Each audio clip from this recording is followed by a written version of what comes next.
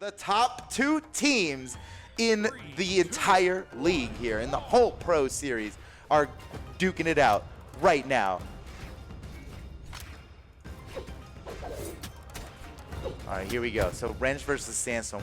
This was a very deliberate attempt by Team Midwest to counter Sandstorm. Dude, they believe that Wrench is the best player to fight Sandstorm. So far, he hasn't gotten a hit in. Oh my goodness. Oh, that's a huge, wait a second. Okay. No, don't 0 to death him, Sandstorm. Come on. Yet. Oh my goodness. He still hasn't gotten hit though. The 0 to death is potential. Oh, okay.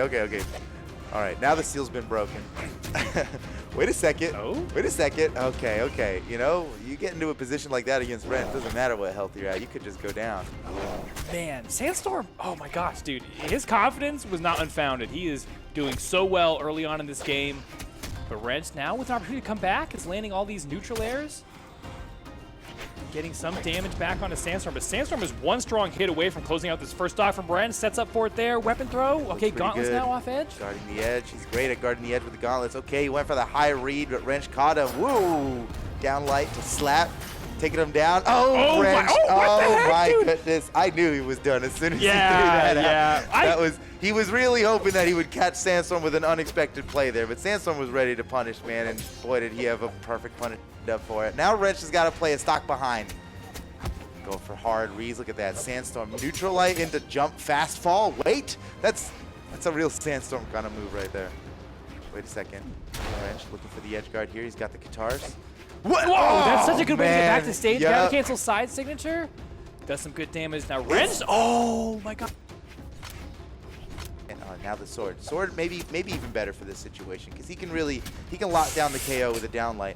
Nice dodge. Waiting for it. Oh, you just can't get around it. He was so clever trying to get back to the stage, but dude, you fight Sandstorm on Demon Island, where the wall is like, I mean, the whole metagame of the wall has reduced like 60% when you're on this stage. Right. It really simplifies the wall interactions when there's so little bit of wall. And Sandstorm, you better believe Sandstorm has 100% of that figured out. So here we go. Wrench a stock behind right now on his final stock of this crew battle, and he's got to play. He's playing catch up now. Oh my goodness, he's catching him with everything. Yeah, Sandstorm just dominating. I don't want to give away too many people's secrets, but Sandstorm definitely said in a recent video that nobody can beat his Mordex. Like, he's been playing Volkov because he thinks Volkov is really fun and interesting, and he's trying to improve with that character, but he said nobody can beat his Mordex yet. He only plays Mordex when it's time. I only bring that up to say how much this means he respects Wrench as an opponent. He's like, I have to go in with my best of my best, you know what I mean? Well, this match matters most compared to any other match that they've played before. Are they going to go to the Pro Series final with this game, or will they lose to Midwest and have to play catch up and have to get up through the semifinal? Oh no! Wait a second! Yes, I was about to say such a bold move to go for that gravity cancel downlight off stage, and Wrench slips it and then capitalizes on the moment, takes the stock from Sandstorm. Now equalizes the damages out of his range, but maybe not. He's coming back here. Unanswered damage all around. Sandstorm can't fight his way to this weapon spawn. Come and get it, Wrench says. Come on, I'm letting you have it. Sandstorm had to stop dude, downlight, he had to catch his breath. He had to take a moment, dude. Okay, Wrench, look at this. Even if Wrench doesn't win the stock here, he's done so much to bring his team back and keep him in the game. Yeah. If Sandstorm had, that'll do it. Man, perfect. But Sandstorm 1 stock versus 3 of Zacois, how does he do? You know, can he take any more, or really is it equalize here? Zacoi absolutely needs to do this for his team here. He has to catch Sandstorm. Okay. You know, Zacoi must have known this was a possibility, right? He wasn't counting on Wrench to beat Sandstorm every time. He needs to be ready to fight Sandstorm. And here it is. Can Zacoi, the boy, get it done right now? Ooh, Sandstorm gets his way back up onto the stage. Zacoi looking for the what? Oh, with side signature! Raw, just like, look at him. Hey, it's coming. You can't stop it. Here it is. That's the kind of risk you have to take, dude, going up against Sandstorm. So here we go. Now Midwest and Northeast are tied up in stocks and damage. It doesn't get any closer than this, but the big thing to know now is that there's no Sandstorm waiting at the end of this. The Sandstorm went first now. This is a big deal because Phazon's he's a pretty highly accoladed player in 1v1, man. He's definitely got some stuff going for him. If Zacoi can, Snowy! Wait a second. That's beautiful. You got to get through Snowy. That's so good. Yep. It doesn't work if you don't beat Snowy. And remember that Snowy last 2 open tournaments, or the last 2 tournaments in general, Snowy made it to winner's final, which means he didn't lose a single game until it was time to fight Sandstorm. And Sandstorm's on his team in this. Right. He Doesn't even literally, need to worry the about only it. person he could beat him, he teamed with. Genius play. Yeah, genius play. Absolutely Well, genius really, play, I but- mean, it wasn't up to them, right? They just happened to both live in the Northeast, so it worked out. Oh, well, yeah, sure. But you know what? Yeah, okay. Destiny, Whatever. Destiny. We're gonna Whatever. I guess we did do it by geographical location. to some degree, and then we had a draft. It was wild. You had to be there. But you're here now, and look at this. Snowy is killing it. Uh-oh. Zacoy's got to be careful. Oh, wow. Yeah, I don't know. Spicy to go for that weapon throw, but he made it out without getting hurt. Yeah. Still looking for a KO onto Snowy. I bet he wishes he had a hammer right now. Stomp Cider's looking really good. Oh my gosh, down there! Oh, Weapon he's throw done. hits! No. He's done. Oh, wow. yeah, there wasn't. Snowy, look at him. That's such a taunt. That's more tauntier Yeah. than any taunt in the game. That's disgusting. We actually cannot animate that amount of BM. That BM is, you know, we can't capture with mere pixels and frames and whatnot. That's just real. Yeah, there's a certain attitude that you cannot. All right, do Snowy in has, animation. you know, now gained a full stock lead. Yeah, this is huge for Team Northeast, man. Zacoi. What? Wait, was that gravity cancel down light in the down air? That's like, oh, what? It sure was. It sure was. Oh, wait a second, Zacoi. That's you. Now he's doing yes, it. Now dude, he's yes, doing it. the rebuttal. Oh my God, the This rebuttal. is a great debate The right rebuttal. now. Who Dude, will that's win? a huge stock. Zacoi may have won this for his team with that. I don't know if they would have won this match. I mean, we'll see. We get towards the we end don't of know it. yet. We don't know. Snowy has something to say about it right I here. don't know. I mean. Oh my gosh, every Oh read my Snowy gosh. has coming through the my weapon gosh. throw. Double weapon throw. He Gets got the time it. zone. Unbelievable. Yes. Zacoi did everything he could, man. He took a Wow. whole stock from Snowy with no answer in damage. And then what does Snowy do? Responds back with the exact same. That's unbelievable. I Yeah. cannot believe Snowy is a whole stock ahead right now after just getting gifted in the worst way. Now it's really up to Faizon of Team Midwest to bring it home for his team. Yeah, he is their last hope. And Yeah, man, what a he's champion. got 4 stocks to take out himself. To say, what a champion mentality. Oh my gosh, Oh, down no. comes through. No, Oh, no. no. Think about it. He has the backup. That's some I real love that. helicopter attack. Dude, he right was there. really, yeah, that's how you can tell someone's like keyboard with how fast he went left and right. Like he changed his. That was interesting. Okay. Oh my gosh. Snowy That was keeping the wild. lead going. This is pretty big. He's going really far on this stock here. Faizon, he's got a good shot. Playing Val. By the way, you know, Faizon was playing Val before it was cool. He's a real OG on the Val. When wasn't it cool though? Yeah, good point. That's That's how it was designed. oh, down late in the view. Oh my gosh, the weapon throw got thrown Oh in my reverse. God. Why did he do Snowy that? is- He drifted. He just like turned around. He cut a He's just U-turn being for some spicy, dude, reason. for the highlight reel. Okay, Well, about no, to it's- maybe get this first stock off of Phazon before losing his last one. Can he do it? Snowy. Man, even if he doesn't, the amount of damage he's done I know. here is so critical. Like, Ooh, what and a he snipe! takes the stock. Unbelievable. Okay. Wow. Even with Sandstorm only getting 2 stocks, look at how Team Northeast is doing. Oh man, we were talking in the beginning about how much Team Midwest like did their best, and Sandstorm even admitted in the video they counterpicked him. Yeah, you know, they they did what they did. didn't They expect. did. They kind of came up with the best lineup for Right. the situation, and They still played the game. They played the Pro Series. Exactly. That part of the game is definitely He's real. The still strategy. desperate to take out the last stock of Snowy. Then he's got all of Zinquer to get through. Oh, Oh, what? Wait, Snowy. Oh my God. Dude, Okay, yeah, okay, sometimes okay. Snowy's a bit of a random bot where he'll just like, how do you okay, there we go, finally. Okay. This Stop is the still bleed. within the realm of possibility for Team Midwest. The pressure is on Zinquer right now of Northeast to hold the fort down for his team. He knows he's going into this with an advantage. He knows, look, Sandstorm and Snowy, those are some big shoes to fill, right? He's got to represent right now for his region. Here we go. Against none other than Faizon.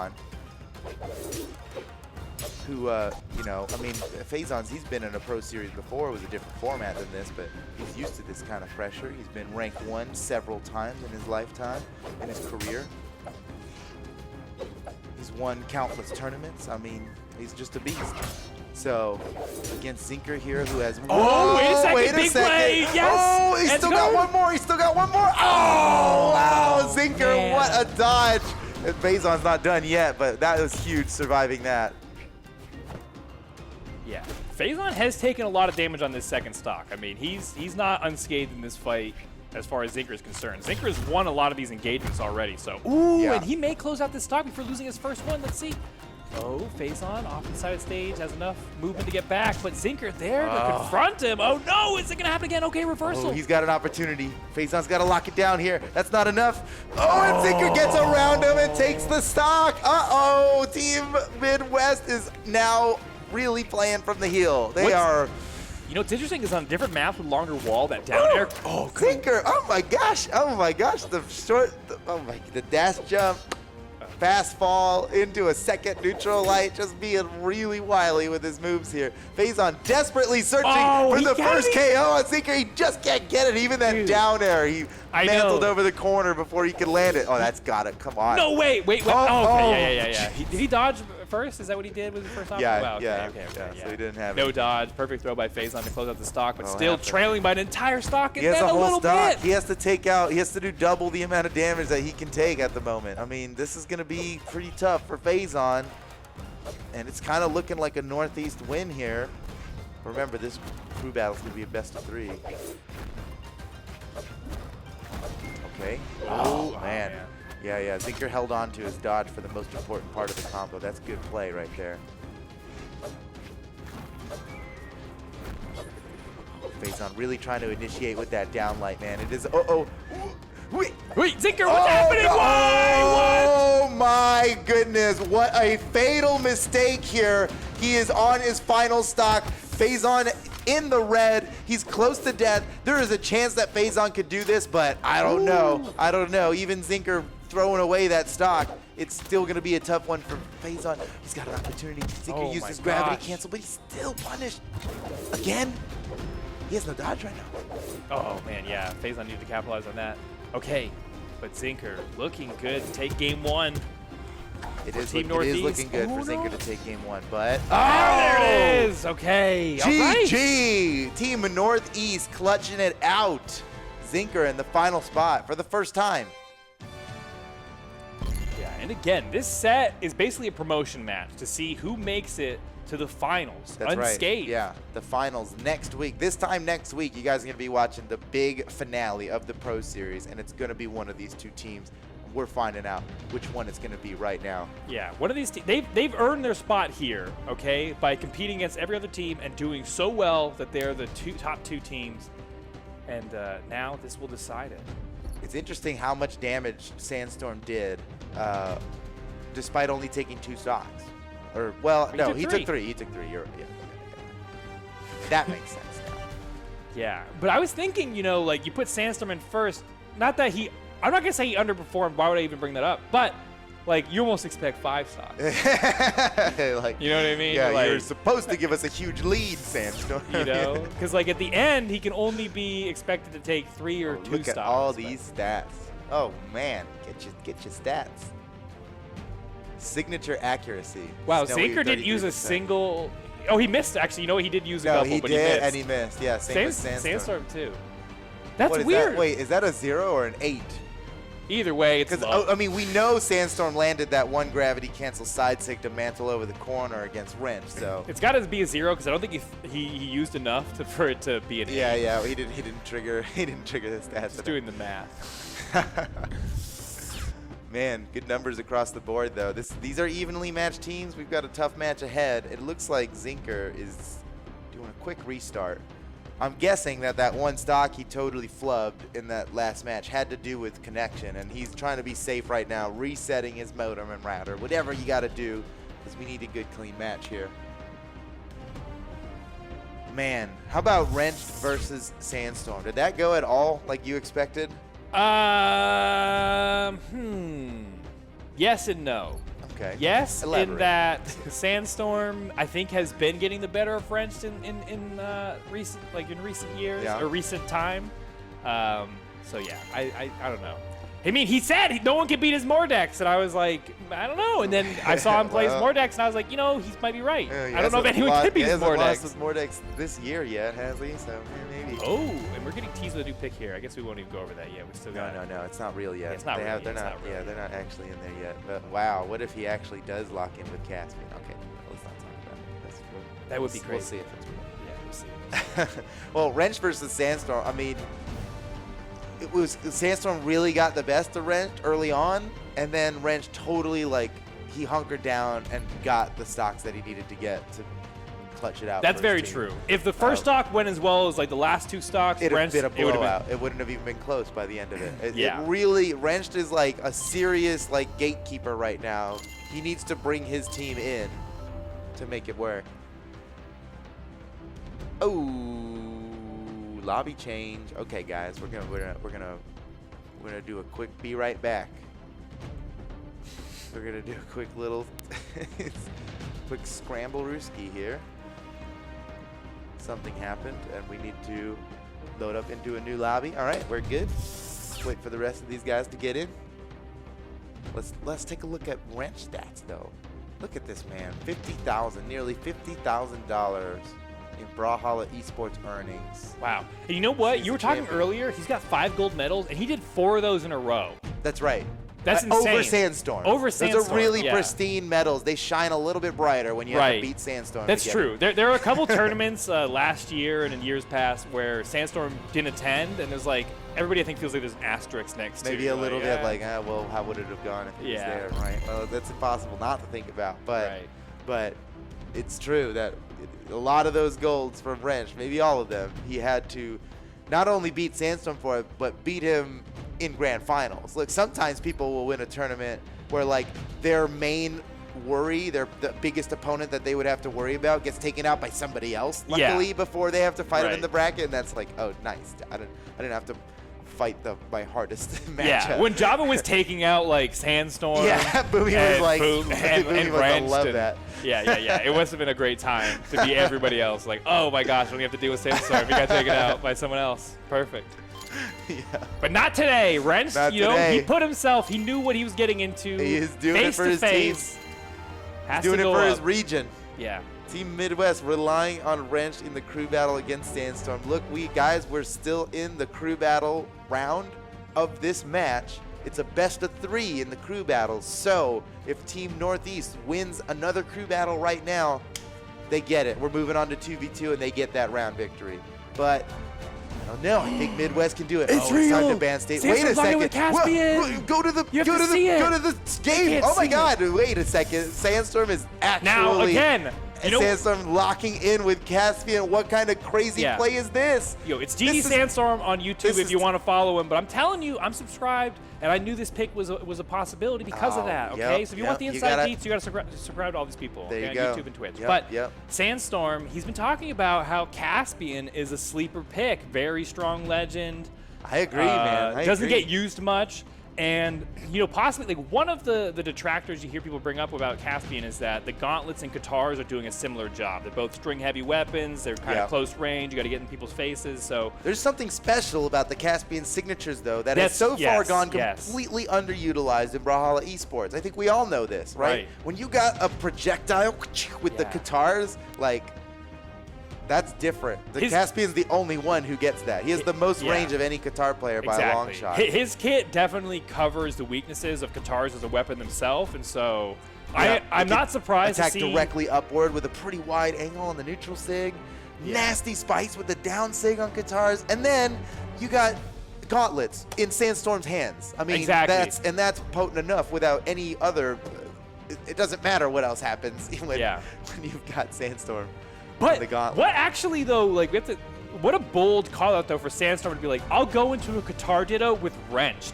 You know what I mean? No. Is he saying a little more with this than just trying to win here? It's a little bit anything you can do, I can do better. A little bit. Anything better than you, I think. You're right.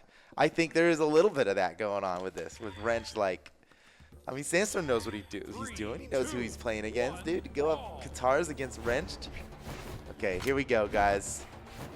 Game 2 of the crew battle round in Team Northeast versus Midwest. Oh my gosh. Oh my. So good on the gauntlets. My goodness. Okay, punish time here for Wrench. I was about to say, oh wait, how did that still hit? That had it was like a down throw. I thought it would have been inactive with that angle. He knows something I don't about the game, apparently. All right, but Wrench is actually close to equalizing this, as many hits as Sandstorm has gotten onto him. Oh my gosh, cheeky down signature. Whoa, man, Wrench, you can tell that Wrench is unwilling to take any spicy risks right now. He's trying to play this as straight as he can, and it's working out so far. Yeah, he's caught up in damage. Oh man, you see twice Sandstorm is 3 times he goes for it. Finally hits it. That side signature Here we go. Look at this with the side sig. Yeah, the side sig on Gauntlets hits so hard. Yeah, and it's a horizontal reversal, which, you know, there's not a lot of this. Okay, is he going to get the slide kick?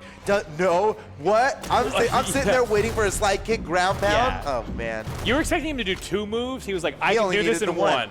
And it has better coverage. Honestly, down air was better than a slide kick ground pound in that situation in every way, other than maybe swag, but Wrench has kept this close. He can maybe steal this stock quickly off of Sandstorm, make this an even game. Let's see if he can do it. Oh, nice punish. Pass. Yes, oh, my goodness. Nice punish from Wrench. He sat there and watched a kunai disappear in front of his eyes, right? It grazed his nose. And then he got the punish on it perfect. Like, perfect hitbox spacing, perfect timing, perfect execution. Well, that was really well done. And that side signature on guitars can be hard to punish, and that's one of the strengths that Sandstorm, you know, he looks for in Legends. That's why it's good. Hard to punish a signature like that. Yeah. But Wrench, you know, boldly just stood there and fought his way in. Now it's an even game, on to their second stock. And he punished that in, like, I mean, that's the hardest way you can punish it, is to wait for the projectile to disappear and then catch him during the recovery frames, right?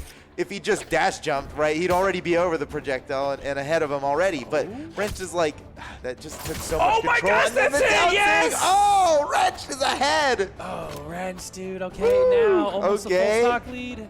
Okay. Oh, it's gotta feel good. Maybe Sandstorm thinking twice about this pick right now, but it's not over yet, boys. Nice! Oh, that is so classic Wrench. Oh my gosh, he wanted the neutral and he used the he used the dodge almost for the timing. Like, that was such a I can't believe he. Oh my gosh! That's what he wanted. He was so close to getting a killing blow. That weapon throw was pixels away. Sandstorm avoids it, stays alive, but he's a full stock behind.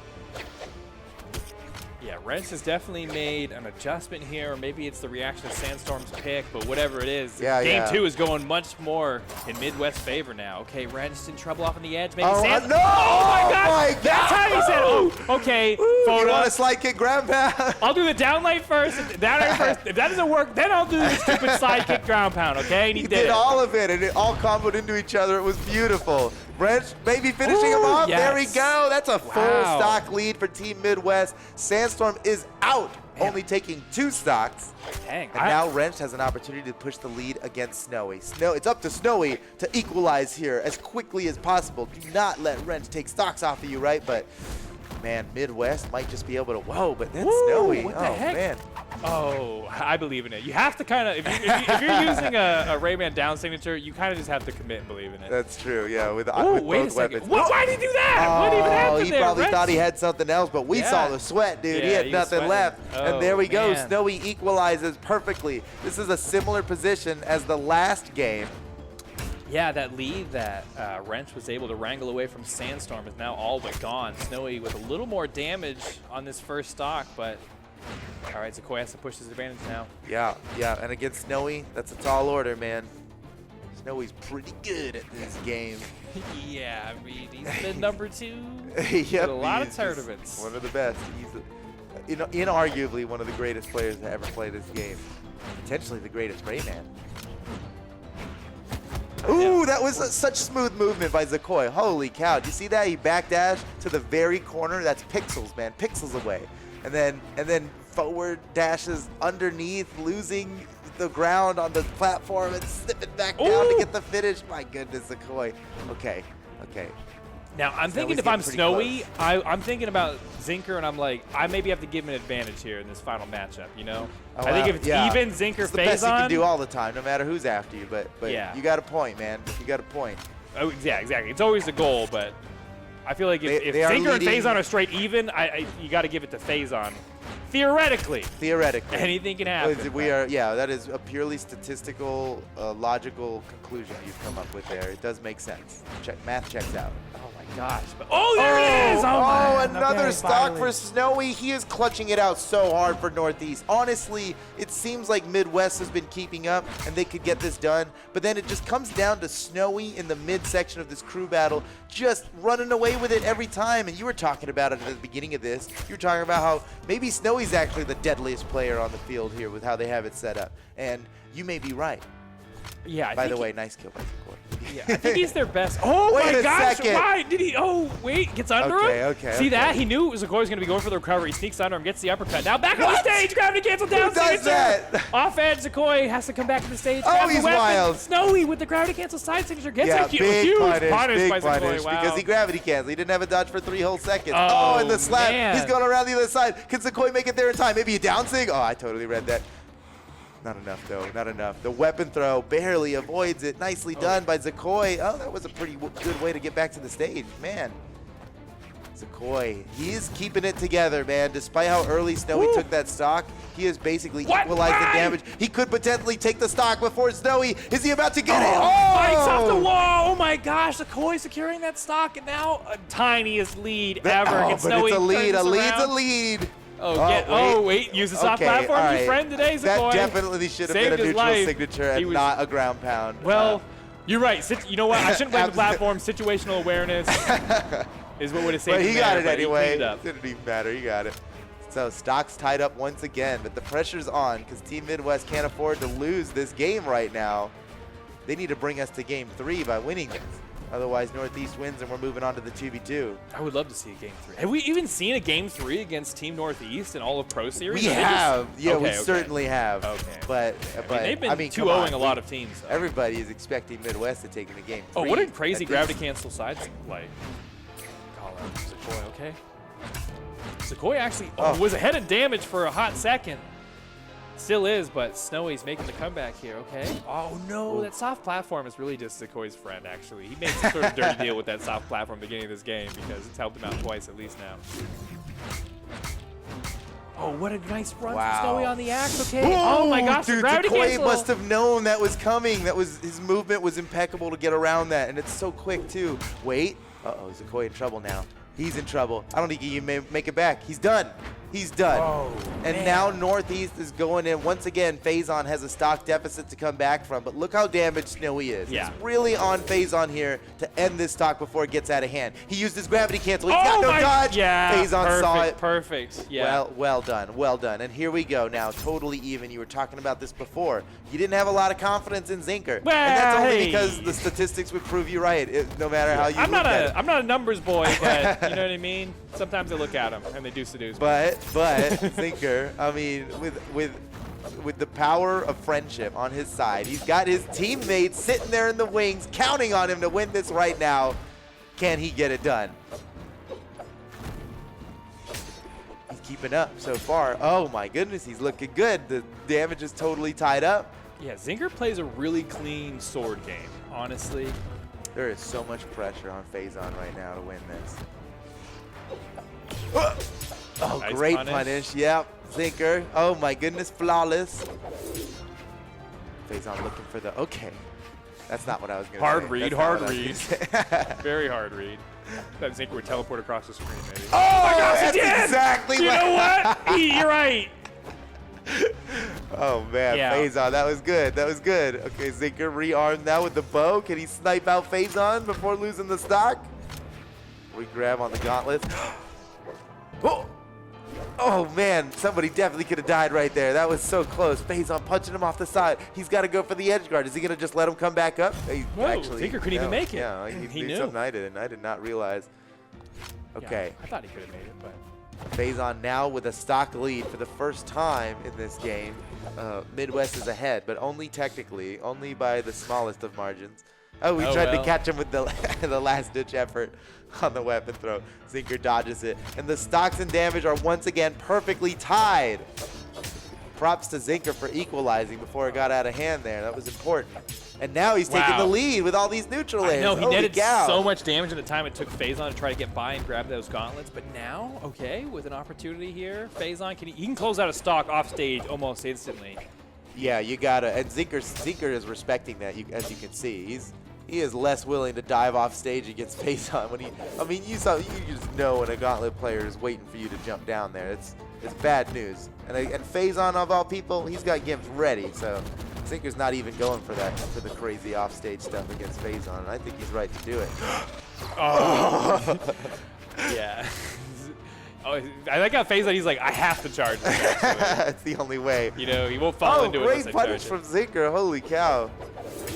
Man, this is really coming down to the wire. The pressure is on for these guys. This is unbelievable amount of pressure for the both of them. Zinquer, one hit away. Oh, what? Interesting pretty option wild. for the recovery. Yeah, there. yeah. Maybe you'd think a down air or a ground pound, but he just went for it. And well, maybe he knew it he's would taking KO. the lead. I think it would have, yeah. He had the right idea. All right, Phazon, now the last hope for Team Midwest in Game 2. This will decide. If Zinquer wins this, then they don't even have to do a Game 3, and they go right into the 2v2 round. Yeah. Yeah, this is huge for Zinquer right now. He's got the stock lead. He's dictating the pace and pressure of this game, and he is really keeping Phazon on his toes here. I mean, every little hit he gets on Phazon is so... Whoa! Oh, nice dodge on Phazon, my goodness, man. Yeah. Okay, stocks equalize, but the damage is certainly not. Phazon has to win this stock with this amount of health he's got. He's in orange already. He has to win it right now, or Northeast wins the crew battle, and we're moving on to the 2v2 round. It's getting closer and closer. Phazon, oh my goodness, again with the, oh my, man, the pivot, the slide. Phazon, he's bringing it back. Oh my, is this real? No way! Oh my God, dude, every read Phazon! comes through. Every read comes through, Phazon. Stealing the weapon now? He's not even letting Zinquer have a weapon. He could win this. Oh, but Zinquer punches him away. There's a weapon spawn. Oh, and Phazon steals it. Oh my goodness, Zinquer had the opportunity to grab that, but he didn't, and now Phazon's stolen it from him. There's another weapon, perfectly placed for Zinquer. Phazon's looking for the finishing blow. He could take this to a Game 3. What's gonna happen, guys? We are coming down to the final moments of this game.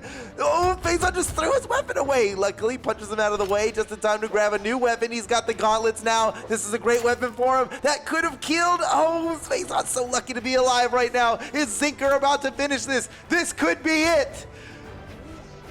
Oh, Phazon just has to find a way around this corner, finally makes it through, back up on top, but yet to touch the ground, throws the gauntlets away, picks him up at the very last frame. And now with the sword, he can finish this.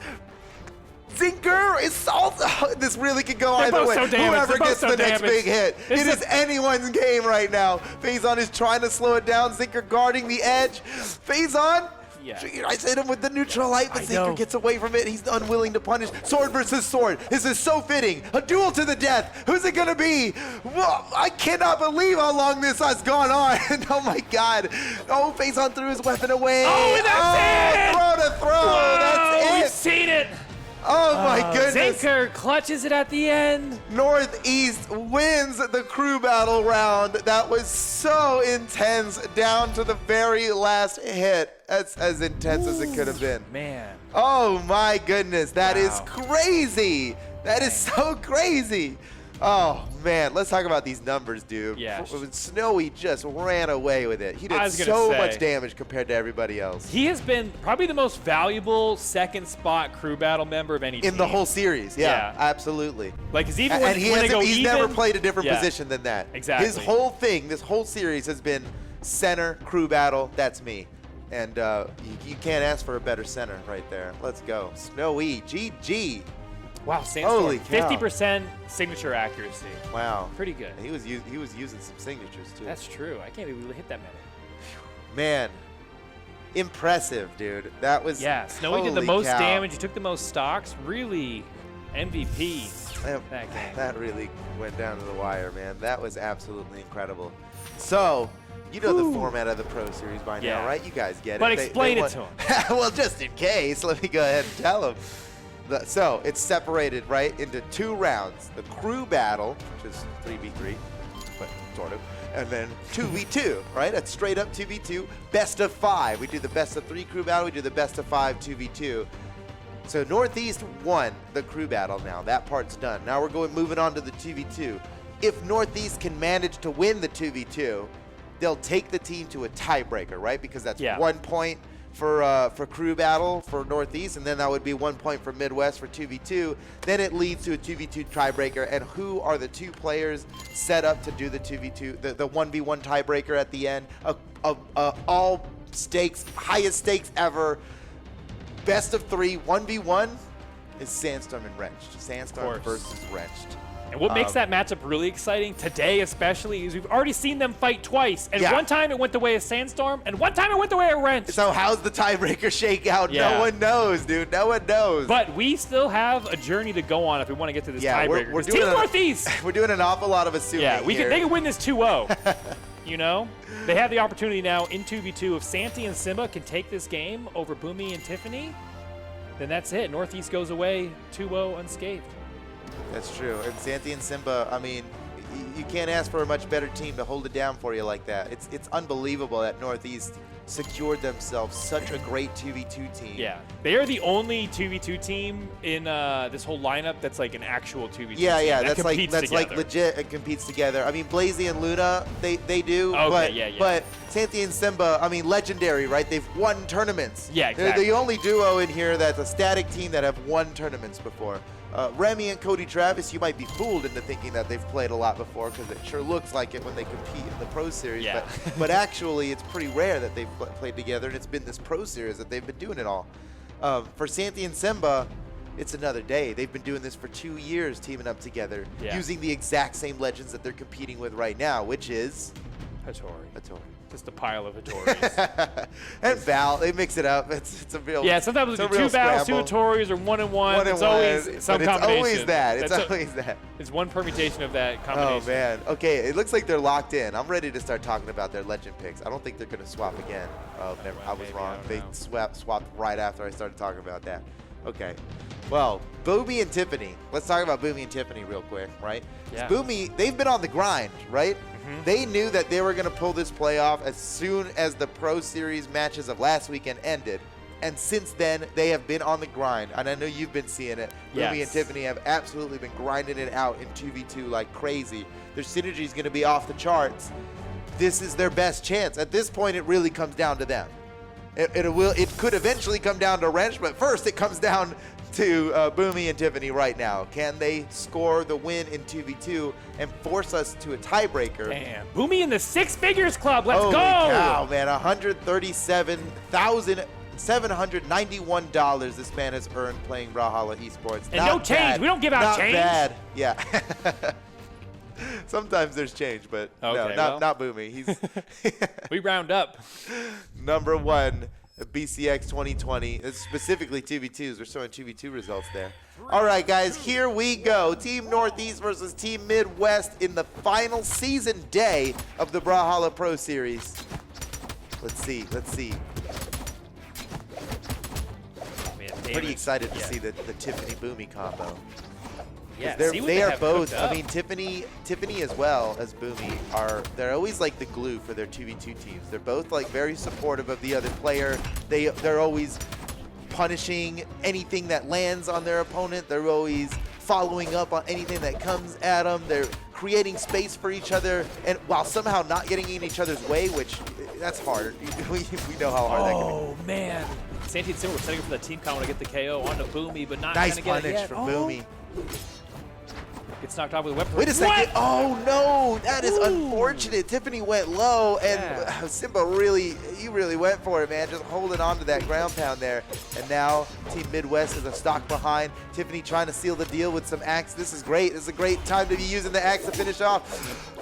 But Simba just fights his way through both of them. All right, Boomie able to clean up that first stock off of Santy. Game is tied, 5 stocks apiece. Nice, that axe 3-piece specifically only works when you have a platform at that exact height above you. Perfect time. Oh, Simba thinking of the side. Everyone's down. Everyone's down. Wait, Reset. who killed Simba? No, it was Santy. I thought so. I thought I saw that. The kill broadcast confirmed. Team kill. Oh no, now it's all tied up again. 2 stocks. Everybody. Well, oh no. Okay. Damage tied up as well. Unfortunate friendly fire there. We've had a few bits of unfortunate friendly fire. Oh no, more. Tiffany really has to lay off of Boomie, man. That's not good.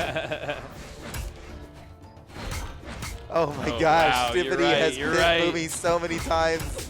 She's like, stay out of my way. I've got an axe to grind here.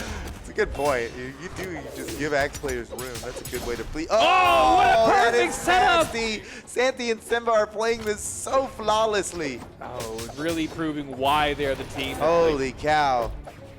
that gets, put under the pressure situation. Oh, the double recovery? Chaining a recovery into another recovery? These guys are wild. Simba and Santy, they break the mold, man. Okay, but they could lose these stocks quickly. Boomie with an opportunity there. Okay, Tiffany Yeah, tries to close it out. Oh my gosh. Yeah, it's a total possibility Man. here. Boomie looking for the big finisher. Santy coming in now to support Simba. Simba trying to avoid death. You can see these guys are hunting down for the kill onto Simba right now. Both Boomie and Tiffany. There's the finish. Nice. Boomie catches them out. Everybody's down to their final stocks. And even though Midwest has been trailing behind this whole game, it's at this point, it's anyone's game. They've turned it around enough where they could just win it. But the damage is building up on Boomie. He's got to be careful. Boomie takes the lead, even though he has the biggest amount of damage on the field. Yeah. He is playing the tankiest Business. legend, so That's true, that's true. he gets can that take those opportunity. hits, but he might have already eaten away at that lead he had as far as damage is concerned. Okay, yeah, now both Boomie Nice and punish. Tiffany. He can't do anything. He closer. can't hit Simba without Santy coming back and blasting you for it. Oh my goodness, Boomie has just been getting knocked around like crazy. Oh man, that was close, that was close. Wait a second, this could be it. No, Boomie's still alive. Oh my gosh! Tiffany clutching it out. What a great side signature. But now Tiffany goes down. It comes down to a 1v1 between Boomie and Santy. Santy's definitely confident in this kind of matchup, especially with this damage advantage he's got here. Okay, Santy choosing not to go for an edge guard. Probably smart against the hammer, especially Boomie's hammer off the side. And he catches him just the right time. Dash jump cider. Santy clutches it out for his team. And Northeast goes up 1-0 in this best of 5 2v2 set. Oh man. Okay. Now important to note at this time that this is. Oh wait, you just said best of 5. Never mind. Yeah. You already covered it. Yeah. Fine. Oh, we can That talk was about it important. again. No, Oh, okay. I'd love to hear it from Hey, you. well, Steve. if How anyone, many matches are we? this is a best of 5 set, everybody. Oh, For sick, people who don't dude, know, sick. for people who weren't listening, it's a best of 5 set. And so far, yeah, Team Northeast is up 1-0, but Everyone's sticking with the same legend yeah, picks. it was close though. But man, I will say Simba and Santy seem to edge it out for most of that game. Yeah, they were in control the whole time, despite how close it was. Oh, great pun.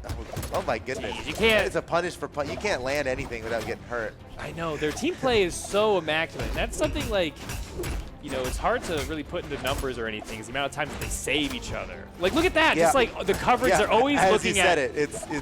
It's sometimes it's subtle, but They have two eyes and they use them. They got one on the Exactly, opponent, yeah. one on their They teammate. got Always. chameleon eyes going on right now. Yeah, it's gross to watch them play. Don't ever watch their videos. If they're ever That's streaming, why they don't watch. use It's face cams that disgusting. often. It's- Their eyes are going all different ways, but it helps. It helps. Damage still even though in game 2. Okay. Can Team Midwest get the first stock? Maybe get a lead? I'm really curious to see if Team. Oh no! Team damage. Oh, that's bad. Oh no, that's bad. Oh, they both real went bad, down for real it. bad, Oh man, man. but just one little bit of oopsie friendly fire from Boomie onto Tiffany led to a double kill for Team Northeast. I That's was about crazy. to say, I really want to see some big 2v1 combo from Boomie and Tiffany. Oh, they got an opportunity Tiffany here, maybe? clutching it out with the side sigs. All the Bryn sigs are like what's keeping this team together right now. They're searching for the kill on Santy. Santy's the only player right now with all 3 of the stocks. Oh my gosh. And wait, is he actually going to make it back from this? No, Oh, wait a second. Oh, Simba Simba! in Oh, trouble fatal now. mistake! Oh, he just But barely wait, not out of it survived. yet. It's not over, Not though. out of it yet. Boomie with the hammer play off on the Boomie, edge. That's huge. That is so Wow. huge. Wow.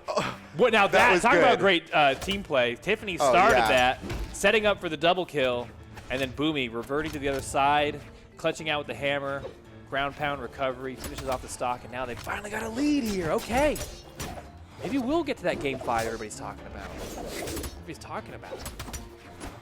We'll have to see it. Okay. Oh no, there Oh. Tiffany goes. She's down to her last stock as well. Oh, Boomie, bold, off of the side of the stage against 2, Team Northeast players. Doesn't even care. He's out there for it. Okay, and now all of a sudden, Simba and Santy back in the driver's seat. Santy holding on to Yeah, his second kind stock. of. and- We got to pay attention to Tiffany's health here. That's extremely important. Like, Tiffany's presence here is more important than any amount of damage she does at this point. It's like, oh man, and she's alone. Careful for the 2v1. Watch out, Tiffany. Oh, what? I look, Santy a way waiting for to- the weapon throw to connect to get Yeah, that it's- snare. I mean, that's just. Yep, It's nice. Yep, It's the just finesse, nice. the finesse. Okay, Santy still with 2 stocks, but they've got Simba low. Oh, and Santy's out. And maybe they just take out Simba right now. They're chasing after him. The pressure is on. Boomie's going down there. Santy's trying to save his teammate, but it just gives them some more damage. Midwest has a good opportunity to get a game win in this round. Oh, the double So poke. close. What? Oh, man. Boomie has to do some He team damage. decided it was yeah, worth it, it was yeah. worth it, I think, maybe. It was worth Oh, it. that was beautiful. Wait a second. Midwest can close it down right now. Oh, no, Tiffany's Tiffany's in trouble. I don't know Wait if a she can make it second. back. Oh, Oh, he she gave him gets- the chase she dodge. gets a He hit. gave him the. He got so good. It's so good. Giving What a great Tiffany the team chase state. dodge there. That is so slick. I bet she really appreciated that. Oh, she And gets the KO. finish. Yes, Let's go. yes, worth Oh, it, my. worth it. That changed the whole tide of the game. Oh, no. Let's go. Team Midwest takes game 2. Oh my God, that They're not out of was this so yet. extreme, dude. That was awesome. What a fantastic finish. Ow, man, Yeah. that's exactly what they needed, okay? That's exactly what I needed, dude. We That all was- needed this. We all needed that. That was. They did it for the people, Woo, okay. okay. Now we're going into game 3. This Yep, won't yep. decide the No set. legend swaps. But man, Going it was right back looking in. so grim. I thought honestly I was like Team Northeast is going to take 2v2 round, 3-0. Yeah. But now it's not even possible. It's 1-1. The set can go either way. We've seen it happen. We all, I mean, secretly we all want the tiebreaker around it. Secretly, not secretly, Yeah. Come on. we come on. need Everybody this wants for the Team tiebreaker. Midwest, really. How exciting would it be to come down to that Oh, final rounds? And Wretch versus Sandstorm. Team Midwest has a better start here in game 3. Oh, Boomie! that was wild. Yeah. Oh man, he took some damage for that. Could have been worse, I guess, but he definitely took a lot of damage for going for that. Wow. No, you got to take those risks sometimes. Okay. Tiffany looking for another miraculous signature kill. I mean, that's really.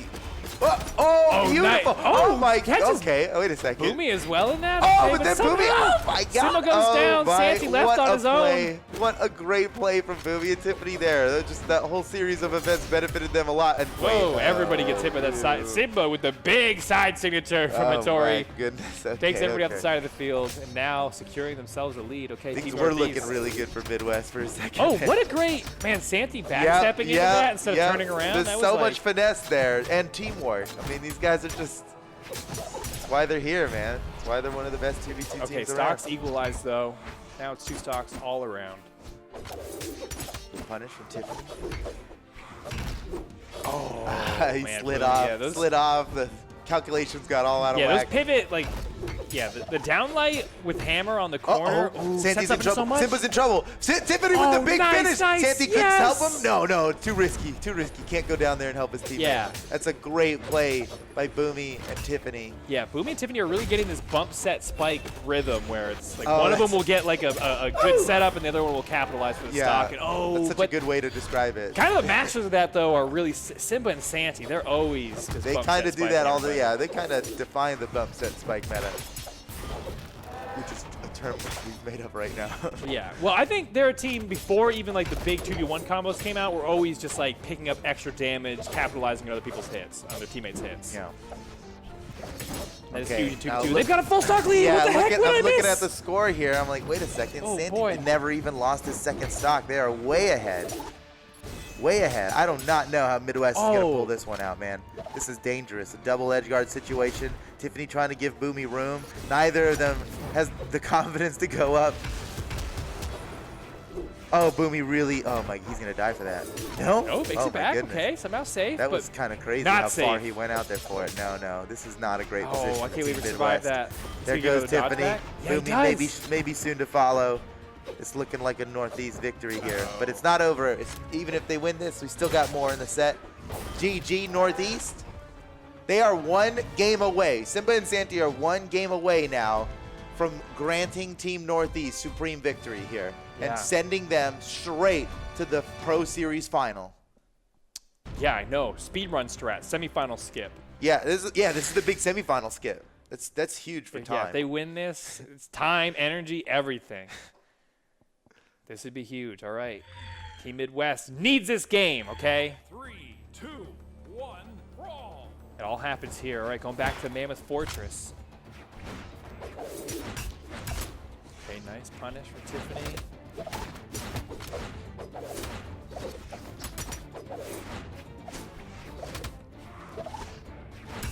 This is wild. Wow, Santy, that little poke just to stop the true combo from Tiffany onto his teammate. It's those little things, man. It doesn't look like much, but sometimes they get these little spear pogos in to save the day. Or it's not always a spear pogo, but just the subtlety and how they help each other is huge. Even sometimes it's just presence, being there to relieve pressure at the right time. Holy cow, that's so much damage. Yeah, we can track how much damage you do, but we can't really track how much damage you stop. You know? Right. And that is also important. Ooh. Oh, nice pickup by Simba. Quick reflex on that recovery. That's the chameleon eye we're talking about. He Yeah, saw it. He he saw did. it out of the corner. Okay, everybody's still holding on all their stocks. As soon as I say that, Boomie has to lose his, and Yep, maybe looks yep, silly. yep. Now Tiffany in trouble as well off the side of the stage. Wait. Double edge guard. Oh! They stepped on each other's toes for a Couple second extra there, steps, but oh, wait a second. Oh, this is nasty. how big is this going to be? Oh, Oh, that's pretty so big. much. He went from white to orange in that little combo. Oh, and they're going for it Simba again on and the Santy. Tiffany. Oh, my goodness. Simba and Santy are running away with it now.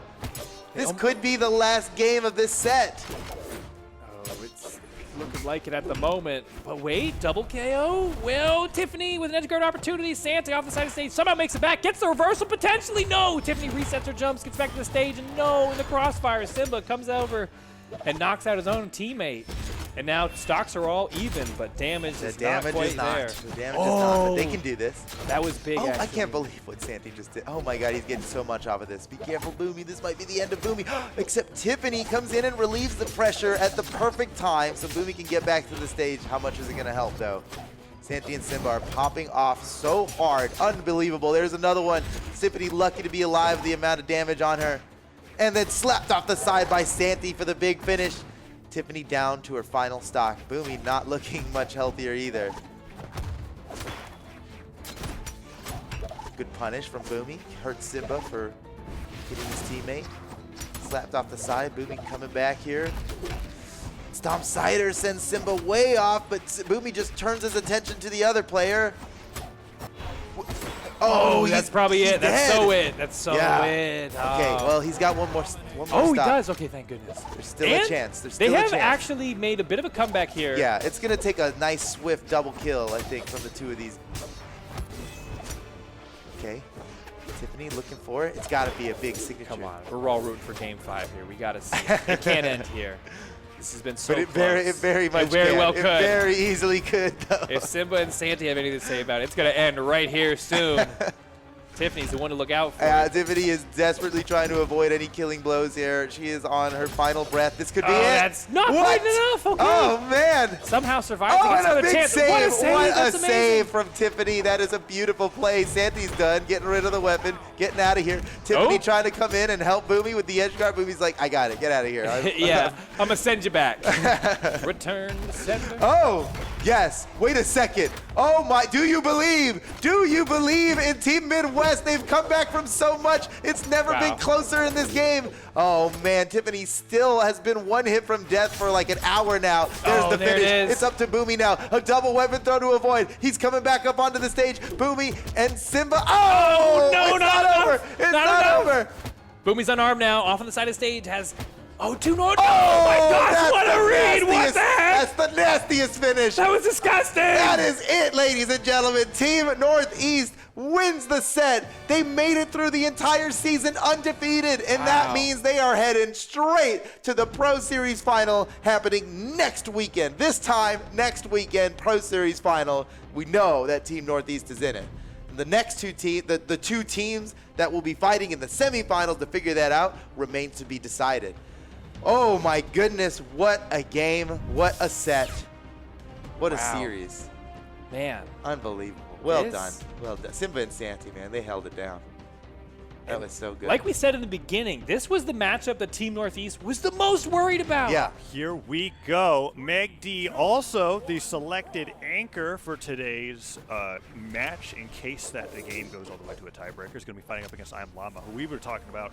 I mean, at least I've talked about in the previous times that I've watched ImLlama. Such a crazy opening player for this team, as he's able to use a lot of Thatch's interesting signatures to get some leads in places where we don't normally expect him to get it. I mean, that's kind of the crazy thing, right? Thatch is such a glass cannon of a character. Everyone's like, oh yeah, he doesn't have that much defense, but man, if he gets those hits and ImLlama has these moments of brilliance, it just skyrockets you ahead in a format like the crew battle where every stock matters, chained one right after another.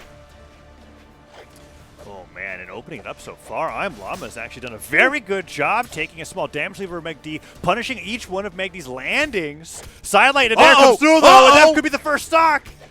Oh, he managed to touch the wall. ImLlama running out of options though, but megD accelerated the damage gap. It just immediately incinerated it. Oh, and he does it again. Yo, let's go.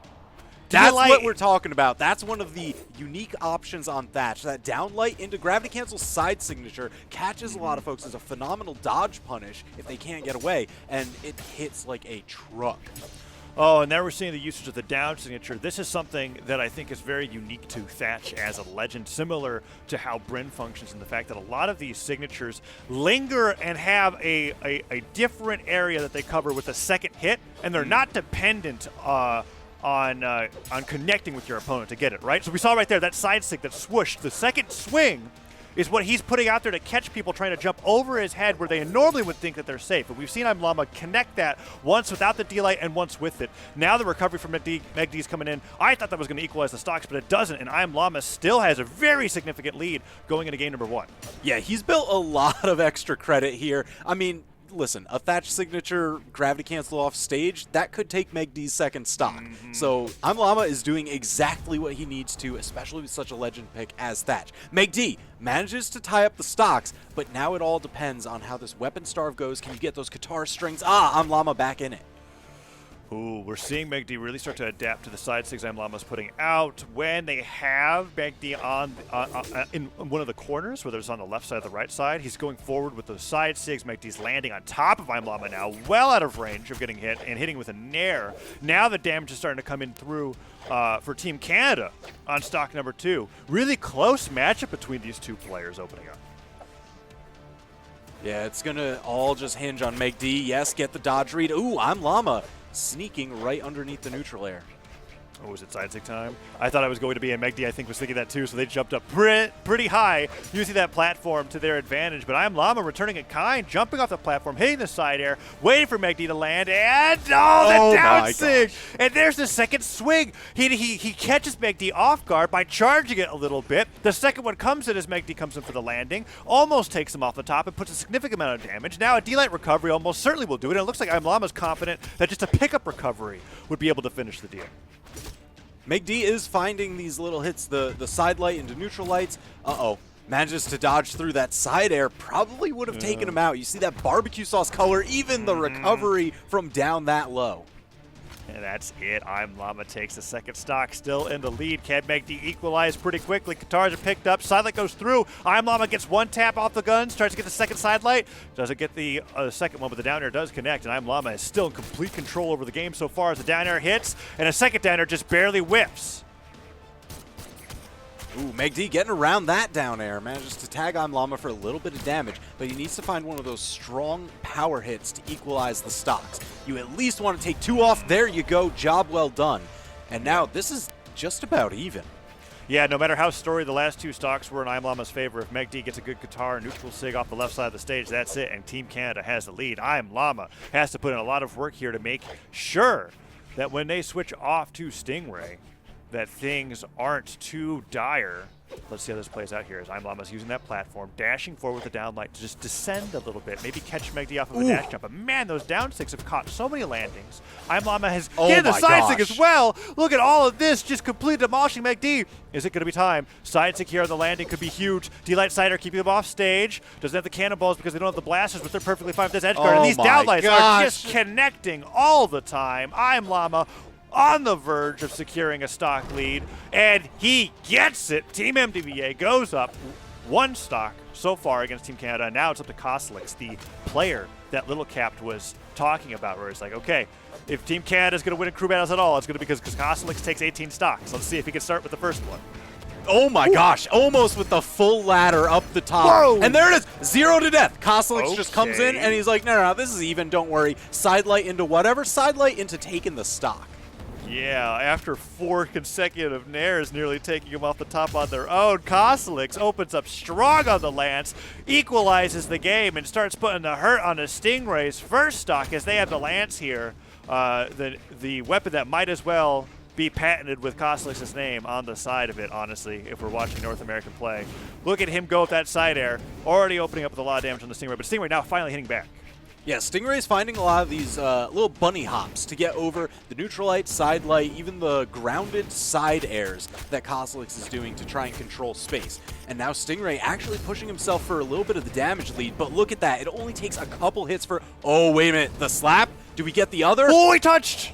My gosh, Oh, that was so so close. The side air like hit the very tip of the corner there, getting Cosolix the jumps back. When we saw the sweat beads, I thought Cosolix was going to go down, but nice usage of the aerial mobility that comes with the Lance to make it back, keep the stocks even, and now Cosolix fighting for that lead as that side air disarms Stingray. Neutral Sig trying to catch the landing, doesn't get the neutral light afterwards, but man, Cosolix has got a flow chart of attacks to put out after one doesn't connect. The downlight finally does, but Stingray manages to take the first stock and take the lead for Team MDVA. Yeah, this bodes pretty well because, you know, Stingray is actually the anchor should this go all the way to a tiebreaker. So seeing how he performs in the crew battle, which is a 1v1 format, is going to kind of give us a little bit of a preview towards the end of the set, if that is required. Well, and it's funny that you say that because I'm inclined to say the opposite. I would, because usually what happens, so that I've noticed with Team MDVA, is that Stingray kind of flubs the crew battle. It usually was put at the last spot. That's why it's actually fun to see Stingray here as the middleman going into the crew battle. The change. Because we've seen so many scenarios where Stingray just gets completely messed up, and then we go to the tiebreaker and Stingray dominates whoever he fights that he was previously losing to in the crew battle. So now that's I'm worried something else that I wanted to bring up and mention is that every single match involving Team Canada and Team MDVA has gone to tiebreaker throughout this entire Pro Series. Well then, will this be the match to break that that tendency? We'll have to find out. As Cosolix and Stingray are really close, man. Every single this is one of the very few crew battle matches that I've casted TWK that I feel like we're actually watching a series of best of ones rather than what other teams will provide where somebody goes +2 or somebody goes -2. This has been very neck and neck between the matches, and I'm wondering if it's going to continue that way as we move forward because Crockie and Lil Capped are going to be the final players on both sides, and Cosolix now down to 1 stock. Looks like he's about to equalize these things real quick if he's able to just connect with 1 side air. Yeah, this one is just really cool how even it started. Because Cosolix, got the 0 to death as soon as he hopped in, and then it's Cosolix versus Stingray. I mean, this is just a top 4 tournament match. Yeah, like we actually just see this in the seasons.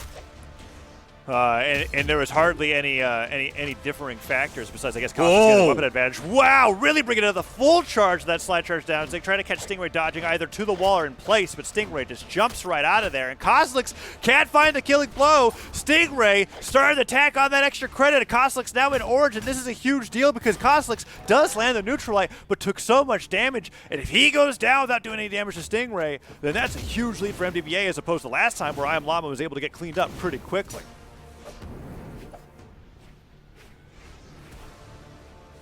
Man, it's always just interesting to watch Cosolix at how good he is at priming the next Lance. Because we saw it as soon as he jumped into this match, he got the axe, and he tossed it down onto stage to get it to disappear faster, so that way he could get the Lance that he's looking for. And he's just been rolling that constantly. Ooh, he puts up the neutralite. Doesn't put the downlight that time because Stingray didn't try to punish. Uh-oh. D-light side air. That's it. Oh, that was clean.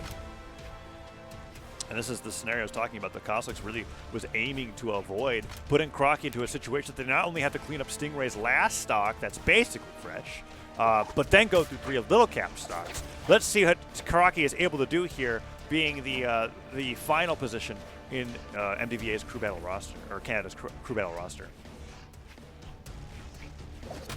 Ooh, nice air. I love that. That was an awesome platform. That dashing down with the neutral air covers a lot of space, and you get like that interesting bounce on hit. Right. Well, and you have to delay the neutral air input just long enough, like so that you're connecting with it on the ground, but still get the drift. Nice. I think that's something we're going to see Crockie use on any map that you give him that has a platform. Yeah. And look at that. Now he's...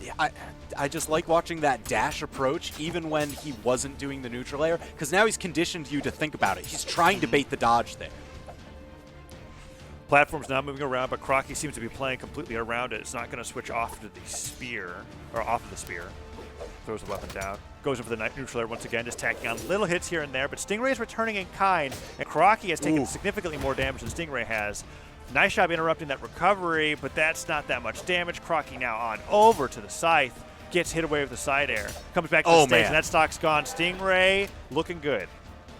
Yeah, I mean, it was as soon as he saw that scythe recovery come out, the sweat beads pop. He's like, I got you dead to rights.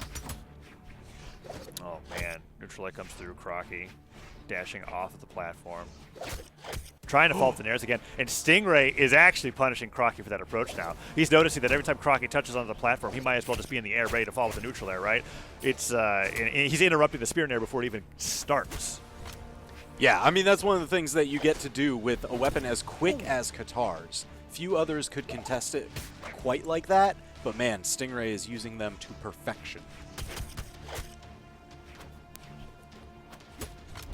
Oh, nicely done. Wow! Doesn't take it off the top, though. Geez, still surviving. Tall ceiling here, really paying off for Stingray. Oh, but Crockie finally managing to take the stock down, but now he's got 3 fresh stocks to cut through of Lil Capped, and he's only got like 1 and a hit left on him. I was going to be a little more generous. I was going to say 1.5, but 1 and a hit is definitely a lot more accurate. As Lil Capped opening up here, Xavier Woods, sword picked up, tries to throw the trombone into Crockie's skull, doesn't quite connect, and Crockie gets a stop sider to the face. Weapon starving coming up from Lil Capped here, really opening up strong as that D-Light recovery will secure a significant lead, 3-1, and Lil Capped looks to be making much faster work of Crockie than Stingray did on that last stock. Yeah, so this is something that we've also seen in the crew battles before from Team MDVA, is Lil Capped really just accelerating whatever lead they've started to build. And, you know, even if it doesn't work out in the end, he usually goes very, very positive with tons of damage.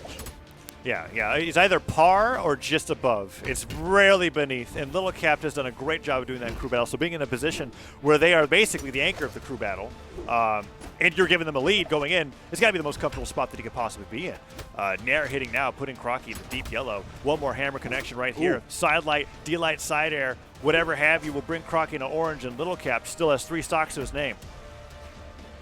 The damage is building, even with the bounce. Just enough to survive. Sweat beats coming out, but Crockie opting for the weapon starve. Nice down sig. Crockie has been getting a lot of those dash forward sliding down sigs. He got a lot of them on Stingray. Now he's really covering the ground with Lil Capped, kind of acting like sand traps on the ground, right? Just sliding around, putting up the spears, trying to take Lil Capped off the top, and he succeeds there. 1 stock taken, 2 to go. Crockie could still do this, but it's going to require some impeccable gameplay, and those 2 recoveries are not what we're looking for. Now he's unarmed too, and the weapon star pancakes out. Lil Capped taking it for Team MDVA. First game of the crew battle going their way. Yeah, and I think Lil Capped's analysis is right on the money here. Unless Cosolix is able to stop Stingray completely and give Team Canada the lead going into that matchup against Lil Capped, I think that it's going to be very difficult for them to take a game in this crew battle segment in the best of 3. Just because once it went to Stingray versus Crockie, that matchup just looked incredibly difficult for Crockie. And by the time I came with Lil Capped, while it was even, like you said, Lil Capped's not going to just blunder a lead if it was given to him like that. He's going to hold on to it the entire time through. You'd have to do a remarkable amount of work. So moving forward, I think we're really going to be having all of our eyes on Cosolix versus Stingray for game number 2. Yeah, that's going to be a huge matchup here. megD, you know, a little bit of a skin swap going on. Now we've got the Tigress. Okay. Cosolix going with the Macho Man, and Crockie actually switching legends entirely. No longer the Mirage. We've got Nash in play. Yes. Well, that makes perfect sense to me. We've seen Crockie switch between the two quite often. Cosolix still sticking to the Macho Man, despite what I felt like was a little bit of vulnerability on the axe when fighting against Stingray's Asuri. Stingray really took advantage of how slow that weapon was, but let's see how this plays out here. megD, like you said, has the cosmetic upgrade, is now going up against ImLlama again, and while I was focusing all on Cosolix and Stingray, there's a lot that can happen in this matchup too. megD and ImLlama, I think, went a lot closer than I was ever expecting it to go between these two players, and maybe that changes a little bit going into game number 2.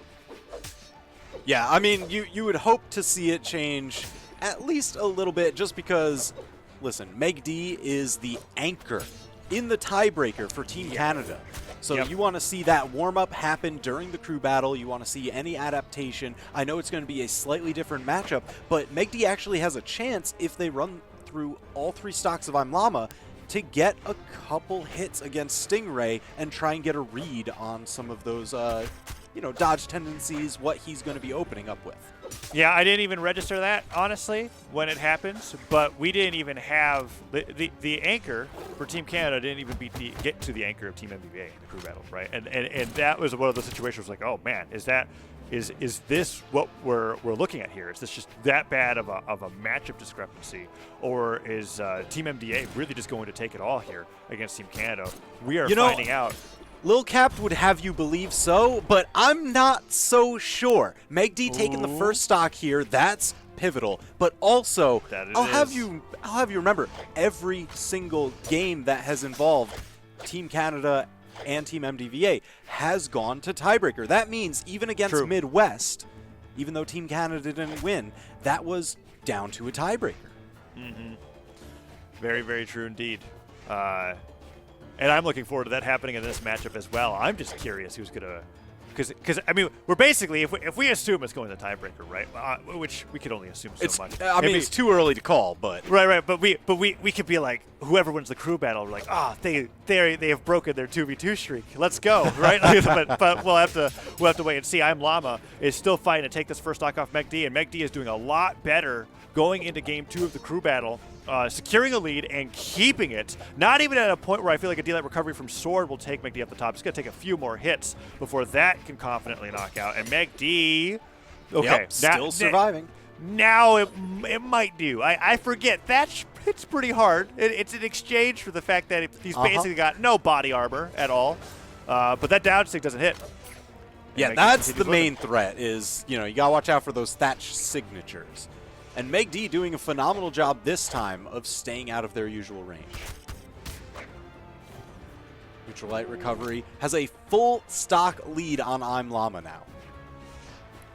This would be huge if megD can go +1 against ImLlama, if not +2. If they are able to take the stock and only lose one themselves, it's a completely different game from before. But that down air, ImLlama just inching over the edge, catching megD popping their head up over the corner, perfectly placed, and spikes them off the bottom of the stage. Oh, wow. Oh, yeah, but the Qatar recovery there to clean it up. When you're that high up, it doesn't take too much to send you over that higher line.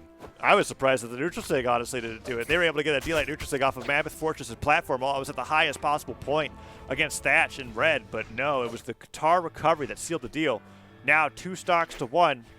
megD really looking to make up for that performance in the previous game. And if they could go into the matchup against Stingray, like you said, and just get a little bit of that warm-up, a little bit of that matchup knowledge, I think that'll be a huge deal. And if they can go in there with 2 stocks and then even take one, that has got to be a huge confidence booster for Team Canada, regardless of how the rest of the match plays out. Yeah, it's going to be a quick mental switch that megD is going to have to do, but the tough thing is, ImLlama has those flashes of brilliance. If he actually gets on, and the string kind of like we saw at the tail end of last game to really just accelerate the stocks, megD's got to be careful. Oh, man. ImLlama really trying to get some hits in, but megD very confident with how they're playing. Goes through with the recovery. ImLlama dodges in place. Side sig doesn't get punished, using the fact that the platform was rising. It hadn't landed yet, so that he falls a little bit at the end of that side sig. You lurch forward a bit as Thatch when you use that move, so he's able to fall to safety. Yeah, that's something you'll see people use signatures that have built-in movement a lot. They'll aim them just right around that corner to use it as like a little bit of, you know, chest-high wall cover almost during the recover time. Oh, big signature. And that damage gap is closing. This was a full stock lead, and now it's like a half stock lead. We saw what ImLlama did in the previous crew battle in this situation. Down sig, side sig, epic edge guard. Suddenly he's got the win, and then he's put it. I mean, he didn't really exactly do too much damage to Cosolix, but he did what he needed to do, and that was prevent Stingray from having to encounter this matchup. And maybe he could do it again. megD is fighting ImLlama off the edge, but he's not fighting any downlight. Side air will bounce him off the stage. ImLlama, that's it. Let's go. All right, so megD very fresh on this final stock. Let's see how much runway he's got against Stingray. Right. This is much more in line with what I was expecting coming up between these two teams going into the crew battles. megD now up a stock for Team Canada going up against Stingray. Stingray dashes back with the neutral light. Man. Try to end this stock really quickly. I mean, Stingray is looking to make a similar performance as what Cosolix did against ImLlama in game number 1. They still have not been hit. Side stick, that would have done it. That would have done it for sure. Really going for the ending. Yeah, this change of pace and movement style from ImLlama into Stingray, I mean, that's got to give megD whiplash. Good punishes. megD is starting to adjust, though. Kind of iron out the kinks in the back of their neck. They're going, like, okay, I get the matchup that I'm fighting against right now. This is no longer Thatch. This is a mere matchup, and they're really putting her near the landing. megD, it looked like they was on the verge of sudden defeat, but no, Stingray avoids the hit and gets the punish, and that's the stock. Man, all off the back of megD wanting to swap over to the sword. You know, the weapon was flashing, just couldn't get there in time before it flashed all the way out. Oh, but Cosolix coming, flying in, taking very, very happy that this time when they go against Stingray, not only do they not have to take out the last stack of ImLlama, but they get a little bit of damage on the Stingray as well. That side air coming A little bit through of damage? That was a ton off. of damage. Cosolix sitting pretty. Indeed he is, and now a whole stock lead for Team Canada going into game number 2 of the crew battles.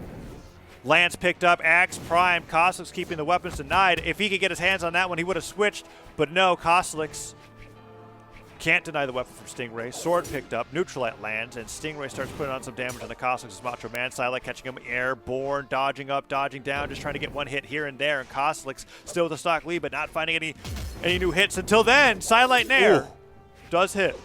All right, so this is why you see Stingray such a smart player in this matchup, because Cosolix, the lance, it has a ton of priority, you know, a lot of range from where the character is to where the tip of the attacks are. But Stingray, whenever the lance is on the field, he's bunny hopping up and down. He's constantly changing his vertical because Cosolix can pretty much only strike on horizontals.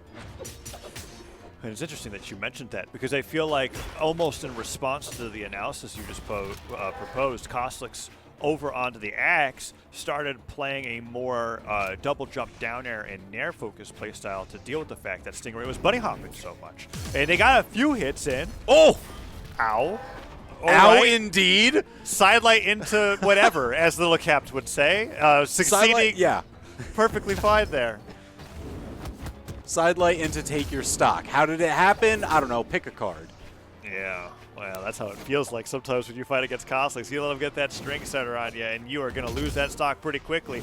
Nice job with the fast fall side air on the Stingray. Tacks on some more damage. Stingray trying to go for a quick spike, knowing that Cosolix's jumps were gone. That would have been huge, but Cosolix avoids it, gets back onto the stage. Tacks on more damage, is on the verge of going +2 for Canada here. If Stingray can't fight back in kind, weapon throws are going to need, you're going to need more than that in order to get some significant damage to the Cosolix, and that is a great start. The nair even spiking. Oh, and the neutral sig spiking even harder. What a crazy finisher for Stingray. It was looking like Stingray was at the very end of the rope, and then they turn around, get some nice neutral lights, a side lights, a nair to spike Cosolix down, and a dunk to finish it off. Cosolix loses that stock in quick fashion, and is now 1-1 against Stingray here in Crew Battle Match 2. Yeah, Stingray, I don't know how many more hits he can take, but right now he's doing a great job of going at least 2 for 1 on the trades with Cosolix. Uh-oh, but caught the recovery Cosolix, And look at that. Again, that weapon toss down to get it to despawn even faster, so that way he can prime the lance. He's got another lance primed and starved Lil Capped. That's such a cool point that I feel like is very Cosolix specific in playstyle, because you'll see 9 times out of 10 players get onto the platform, jump as high as possible, throw the weapon in the air, because they don't really care what they have. They just care that they're denying their opponent. But Cosolix adds that extra step to make sure that they've got that comfort zone enabled for the next matchup coming through. And Cosolix now +1 for Canada, going up against Lil Capped, trying to give Crockie as big of a lead as possible. Maybe even a whole stock lead at this point. Yeah, I mean, he looks like he knows how to handle Lil Capped. He's fought him in tournament for actual years. And literal years, yeah. Sidelight recovery. Sidelight recovery. Punch. Nicely done. Catch the Lil Capped off guard. Lil Capped can't get that dodge in time. And here we go. Lil Capped picking up a sword. Puts up the side air. Cosolix avoiding all the attacks coming out from Lil Capped. One-sider does connect. Cosolix wants to get a little bit more damage on here before they go out. Maybe they don't go out at all at this rate. Nice there. Recovery. The other recovery on the platform will do it. I'm not sure about on the ground. We'll have to see. Ooh. Man, Cosolix has done a phenomenal job setting Crockie up. Just now getting knocked out, managed to take a stock and a decent chunk of damage onto Lil Capped. Crockie coming in with a high-strength, high-speed focused legend like Nash. Yeah. And in particular, switching out the Scythe for the Hammer, providing, like you said, those high-strength, hard-hitting moves to get the finishers that he may not have been able to find on the Spear. We saw when Crockie had to fight up against Stingray that there was like 3 or 5 hits that hit Stingray up towards the top of the... Oh my gosh, wait a minute. The down sig off to the downlight is a Lil Capped special, getting it from the point of the stage where it actually still spikes and stop into bait. I love that. Lil Capped, the only player that will make you go, why didn't he hit him after that? Oh, that's why. Gets the nair after the stomp and continues putting the damage on the Crockie here, almost equalizing the game. Yeah, this is why they put Lil Capped at the back. They're just like, he has that clutch factor. He is able to turn things around when they are at their darkest. Oh, man. Crockie, however, fighting back with some unarmed. Gets neutralized, delayed a recovery. What? At the wake-up, gravity cancel, downlight, catching Lil Capped completely off guard, hitting him with the last tick of the move while it was active. Attack on that extra bit of damage. Ooh, Crockie ground pounding. Out of the way, gets the recovery right back through. Now on the Spear, and he's using the platform on Mammoth Fortress very similar to how he was using it on Apocalypse, like you said. Yeah, I mean, those are 2 of the most popular map picks for a lot of these players, so not surprised that he's got some tactics that can kind of flex between them. Let's see if he's able to get through with an air. Downlight doesn't hit, but it was the right idea for sure. Lil Capped jumped. Crockie had the read, he just didn't have the spacing. Oh, avoids that. The side 6 snipes Lil Capped from center stage. Can he get the edge guard? Goes in for the pogo. Weapon throw. That's it. Crockie has to take 1 more stock for Team Canada to bring it to game 3. Pogo into weapon throw. That's like the reverse egg drop, right?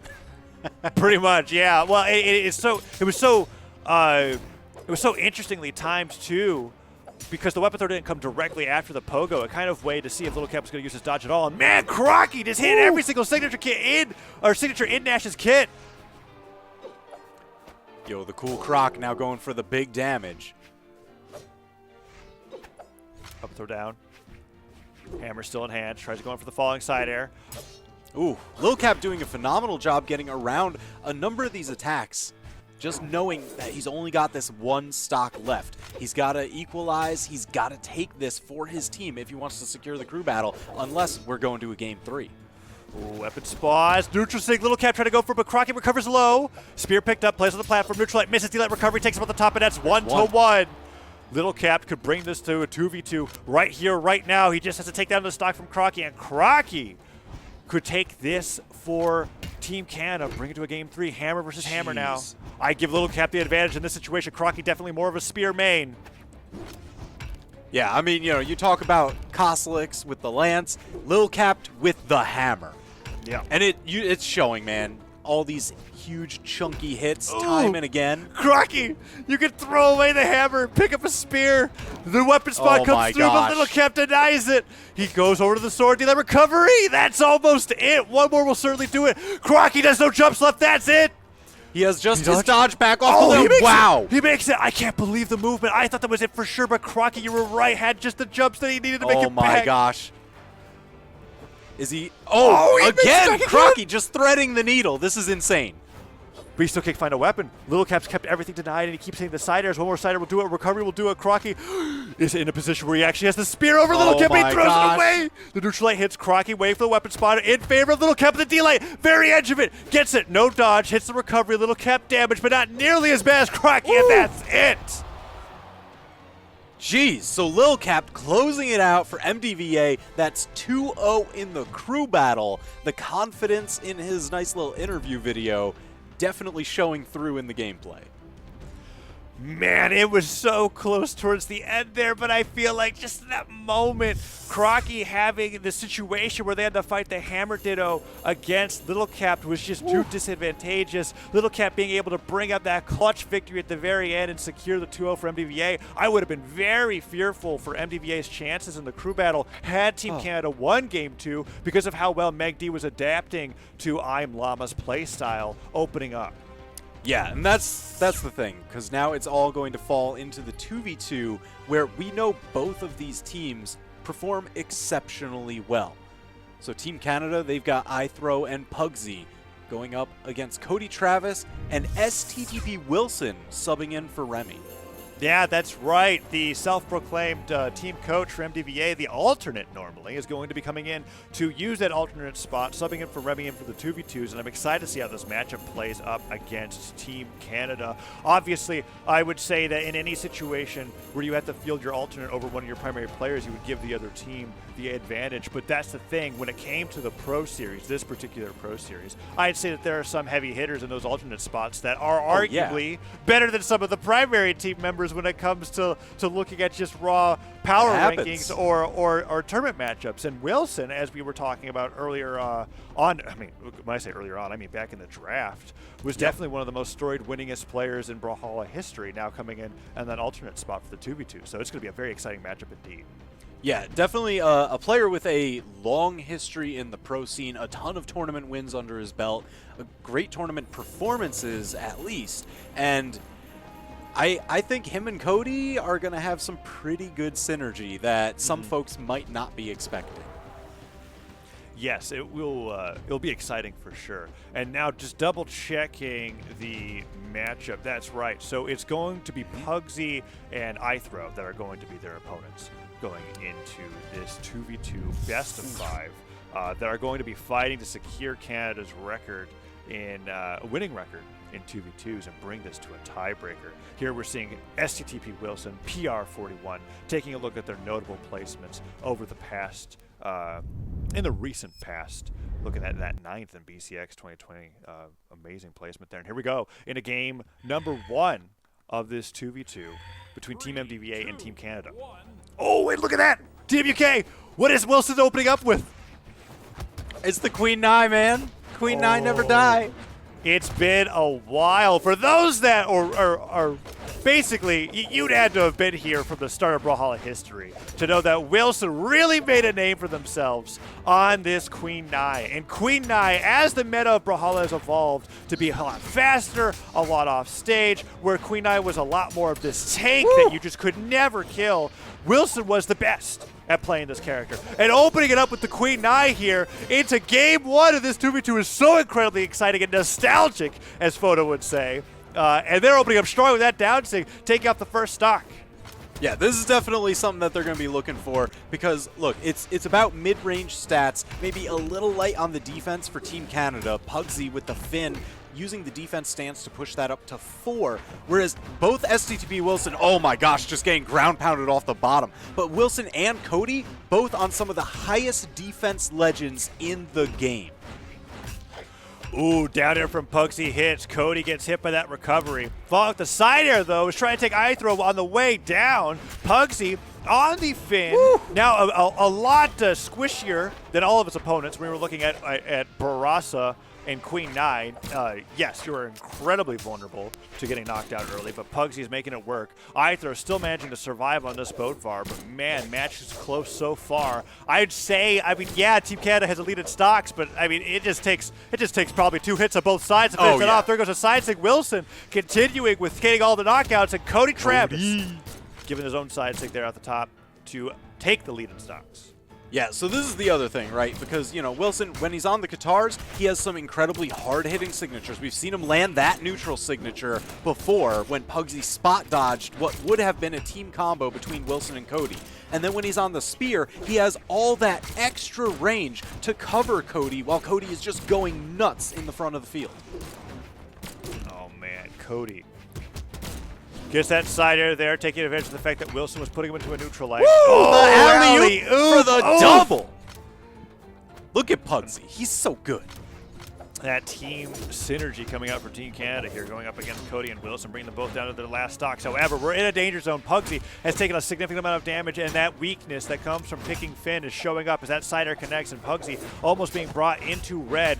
Wilson and Cody both have incredibly strong, hard-hitting moves. They're able to take out Pugsyxd in deep orange, let alone light red. And if that happens, iThrow is going to be stuck into a 1v2. That would be very difficult to pull off. Yeah, Pugsyxd's health definitely dwindling. Almost gets knocked into Cody's signature. That would have been it for him. There's the alley-oop. iThrow down. Momentary power play. And the catch from Cody Travis. They've got a 2v1. Wow, that was a awful situation for Pugsyxd to be in. Wilson was covering the entire Mammoth Fortress platform by putting out the side sig so that Pugsyxd couldn't recover from underneath, and Cody pivot slide charges the neutral sig so that if Pugsyxd tried to go over and land on the platform, they get caught and they got dunked no matter what they did. They were gone, and now it's a 1v2 between Cody and Wilson and iThrow. And they're opening up very strong here as Cody's just taking the lead with every single one of these blasters attacks, just really lighting up iThrow's last stock. Oh, neutral signet to the air. Oh, but a little bit of friendly fire gives iThrow the breathing room that he needs. That's true. Everybody incredibly damaged on the field, so this isn't over yet. But the recovery catch, Cody Travis sealing the deal with the final knockout, going up 1-0, Team MDVA on the board. And MDVA with Wilson in as the alternates takes a surprising Game 1 victory. I'm wondering, I didn't quite get to see Legend selection, but I'm wondering if Pugsyxd's going to be sticking with Finn, the epic crossover for Brawlhalla. We were talking about that defense discrepancy, and it's just one of those things where if you're not playing impeccably and you're getting 3 to 4 hits for every hit that you take, you're in a situation where going even is actually going at a deficit, and we saw that there in game number 1. Yeah, it looks like he is sticking with the Finn, and we're running it back. Same map, same matchups, just once more. Here we go, Game 1 lead for MDVA. Going up against Team Canada. My Team gosh. combo starts, and this is a good start for Team Canada. And before I say that the only thing that was really keeping Team Canada from winning that Game 1 was the fact that Pugsyxd went down so early. So if that adjustment is made here going into Game number 2, I would strongly give Team Canada an advantage. Let's see how it plays out. Yeah, it was worth noting that it went down to final stock on everybody there, and that's because of the alley-oops and team combos that Pugsyxd and iThrow were able to sneak in during the middle of last game. Yeah, one of them even led to a double knockout with that axe side air. It was beautiful. Pugsyxd going off stage against Cody. Cody does dodge back. Tries to go for the falling side air. iThrow keeping Wilson at bay. And this is an interesting strategy, keeping them separate. I wouldn't say Cody and Wilson necessarily have the most practiced team synergy, but they've shown that they can really work off of each other's hits. So keeping them separated, an absolutely great team combo. That was unfortunate there. Oh, no. Ooh. Cody Not accidentally quite in ground pounding position for Wilson. the alley-oop, but hey, the corner coverage, Pugsyxd with that sword neutral light, he's used it to cover iThrow several times already, coming back from a support position, uses it there to score a knockout. I think we're going to see that as one of the major tools in this match. Ooh, Wilson popping off. That was 3 neutral 6 in a row. Right, left, and right. He hits all of them. He wants a 4th one here on the Pugsyxd. Wasn't able to connect it, but man, Wilson was just kind of like, all right, we're behind. I know what to do. And he starts spamming that signature button, and it works. He takes everybody off the top, and Wilson trying to equal up the stocks here. Doesn't follow through with the downlight, seeing that he caught Cody. They're not in a position where they could really take that much friendly fire, and Cody Travis is really trying to end Pugsyxd. Oh my gosh. Goes down himself. Cody now, the The first one down on his final stock. Pugsyxd still on his first stock, finally going down. This is like complete mirror image of last game. It's reversed. Yeah. It's looking so good for Pugsyxd. Now just finally going down one stock, fresh on the second one. Cody struggling to survive as Pugsyxd fights him off stage. A down air here, a nair there. iThrowow just taking out Wilson on the left. No big deal. Team Canada up twice as many stocks as their opponents. Really making a great adjustment coming in from game one. Yeah, I think they're really focusing on their alley-oops, how they can structure for the space control on stage. That seems to be where they excel, whereas Cody and Wilson, they're always looking to just constantly keep the 1v1 matchups changing by leapfrogging over each other. Oh, man. Cody has been doing a great job surviving, but one more recovery like that from Pugsyxd, and that will seal the deal. iThrowow is going towards the top. Neutral connects. That's the fourth that Wilson has hit this game. Down sig, side sig, everything. Just trying to keep Pugsyxd off the right side of the stage, and he gets it, but Cody goes down, and now Wilson, the alternate for Team MDVA, is in a 1v2 against iThrowow and Pugsyxd, and the team combo already starts. Damage. Neutral sig to finish. Wilson is up against a formidable foe here. Yeah, they caught the recovery. Pugsyxd going out. There's the sweat beads, but the dive kick gets him back to the wall. Wilson has another shot. That Wilson's defense is really only keeping him alive for another stop sider at this point. This is looking brutal. Nair off the top. iThrowow just chasing Wilson around, and Wilson's like, okay, guys, really, what do I want to do here? Yep. Okay, that'll do it. Yeah, I mean, he had to get Pugsyxd off of him there, and iThrowow just ready and right there to support.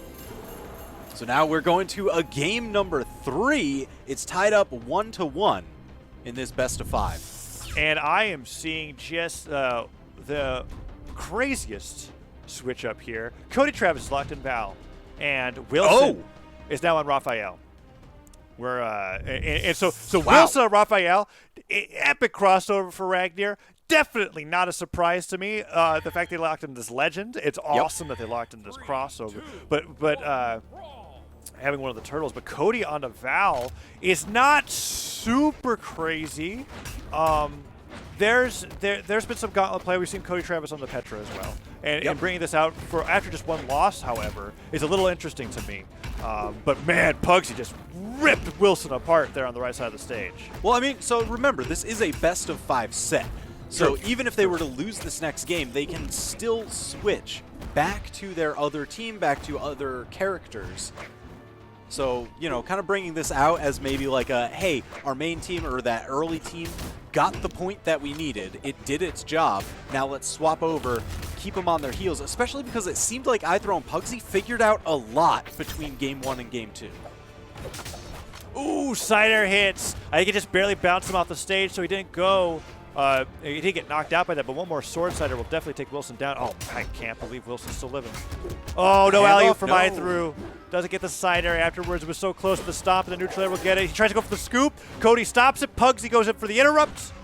And is trying to take that stock off of Cody here, as these stocks are pretty close. But I'd say that that's a really good lead for Canada now. iThrowow is still not ready to go down just yet, and they are just putting out a ton of damage on the Wilson. Yeah, it's really those momentary power plays that you get when you knock out one of the opponents and you've just got the other all to yourself to 2v1. Oh no, Wilson can't even make it Oh back. my gosh. iThrowow trying to go in for the ground pound to finish it off. Neutral air hits Cody. Cody unarmed. Wilson just really floundering to get anything started. Oh, the here. interruption! Number 3. That actually saved iThrowow, if only for a moment, but so clutch. Oh, but Pugsyxd with the revenge knockout onto Cody. 4 stocks to 2 once again. Only twice as fast this game. This is huge. This is absolutely huge.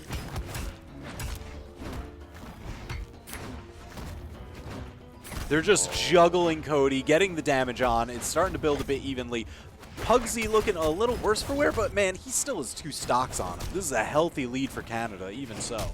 Oh, Wilson went up for the ground pound, mispositioned. Cody, however, does get the ground pound on iThrowow, takes that stock relatively early. They focus their attention to the Pugsyxd, but Wilson wants to give the friendly fire. You know what? Yep. I think that this friendly fire is actually just misdirection. It's a red herring, because every time Wilson hit Cody, I'm about to criticize it, and then Cody, after getting hit by Wilson, is in the perfect position to take a stock. Just took out iThrow's, then took out Pugsyxd, and now it's even stocks across the board, and Cody's really starting to put on some damage falling off of Wilson's openings.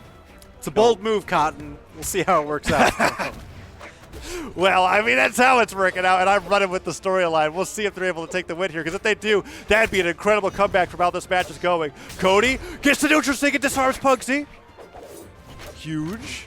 Ooh, The axe Pugsyxd picked managed up. to sneak in, grab that Oh! axe, but Wilson splitting him wide. Damage so Oh! high on everyone on throw. the field. Pugsyxd managing to Side survive, six but spike. Cody with the knockout. Pugsyxd with the return. Oh! Oh, no. Both barely survive. Cody makes it back. Pugsyxd can't risk going off stage against Cody because then Wilson gets stage control. Axe picked up, dashed up, Cider, that's it! Wilson with the comeback at the very end takes game number 3, and what was looking like a devastating match for Team MDVA becomes a victory, and now Team Canada's backs are against the wall. It's a 2-1 lead for Team MDVA, and they've got the crew battle win. They just have to win one more time, and this will be the first time that either teams don't go to the 1v1 tiebreaker, TWK.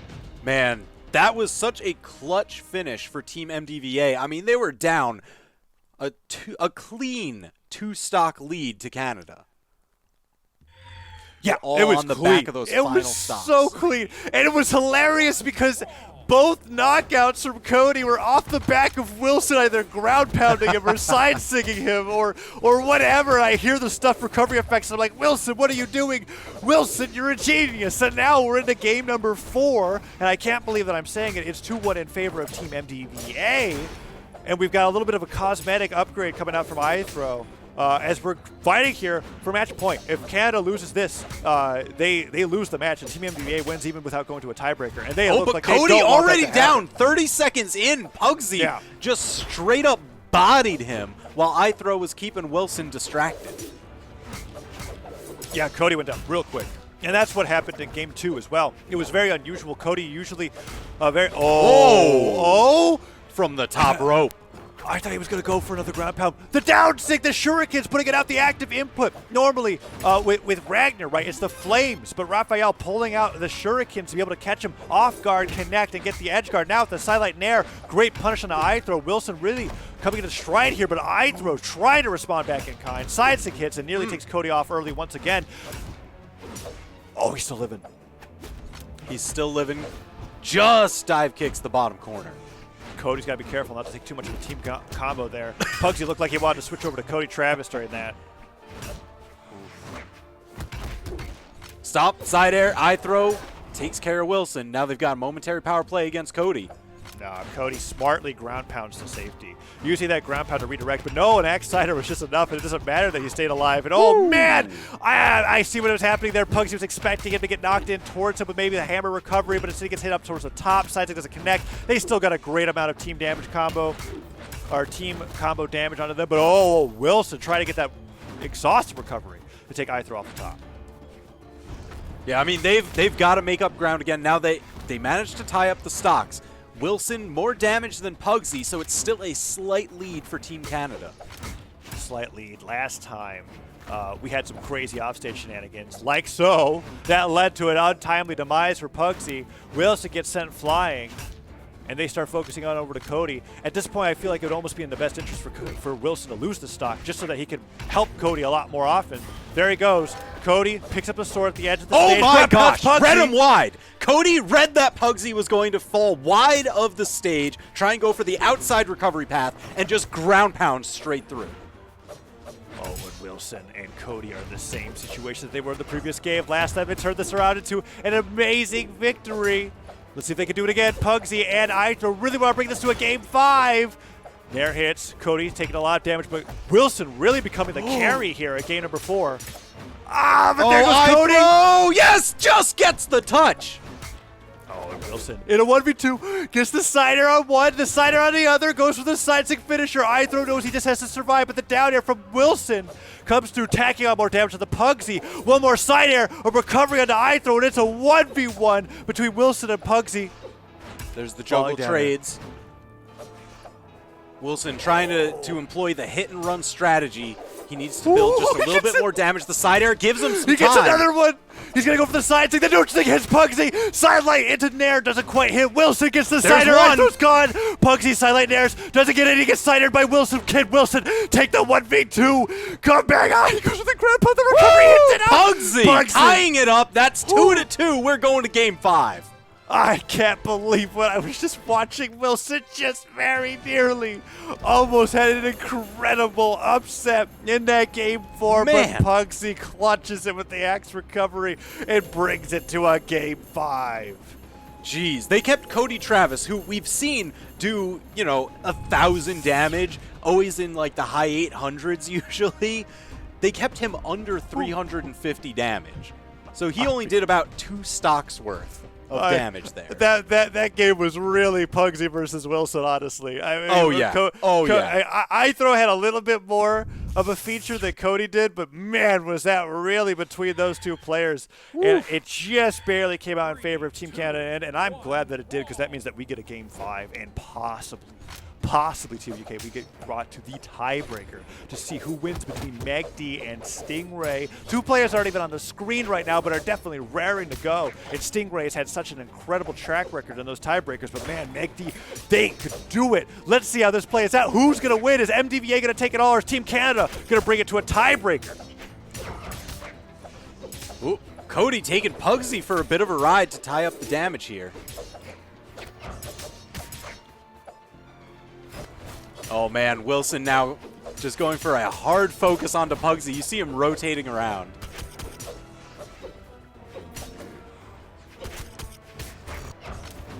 Recovery hits, iThrowow.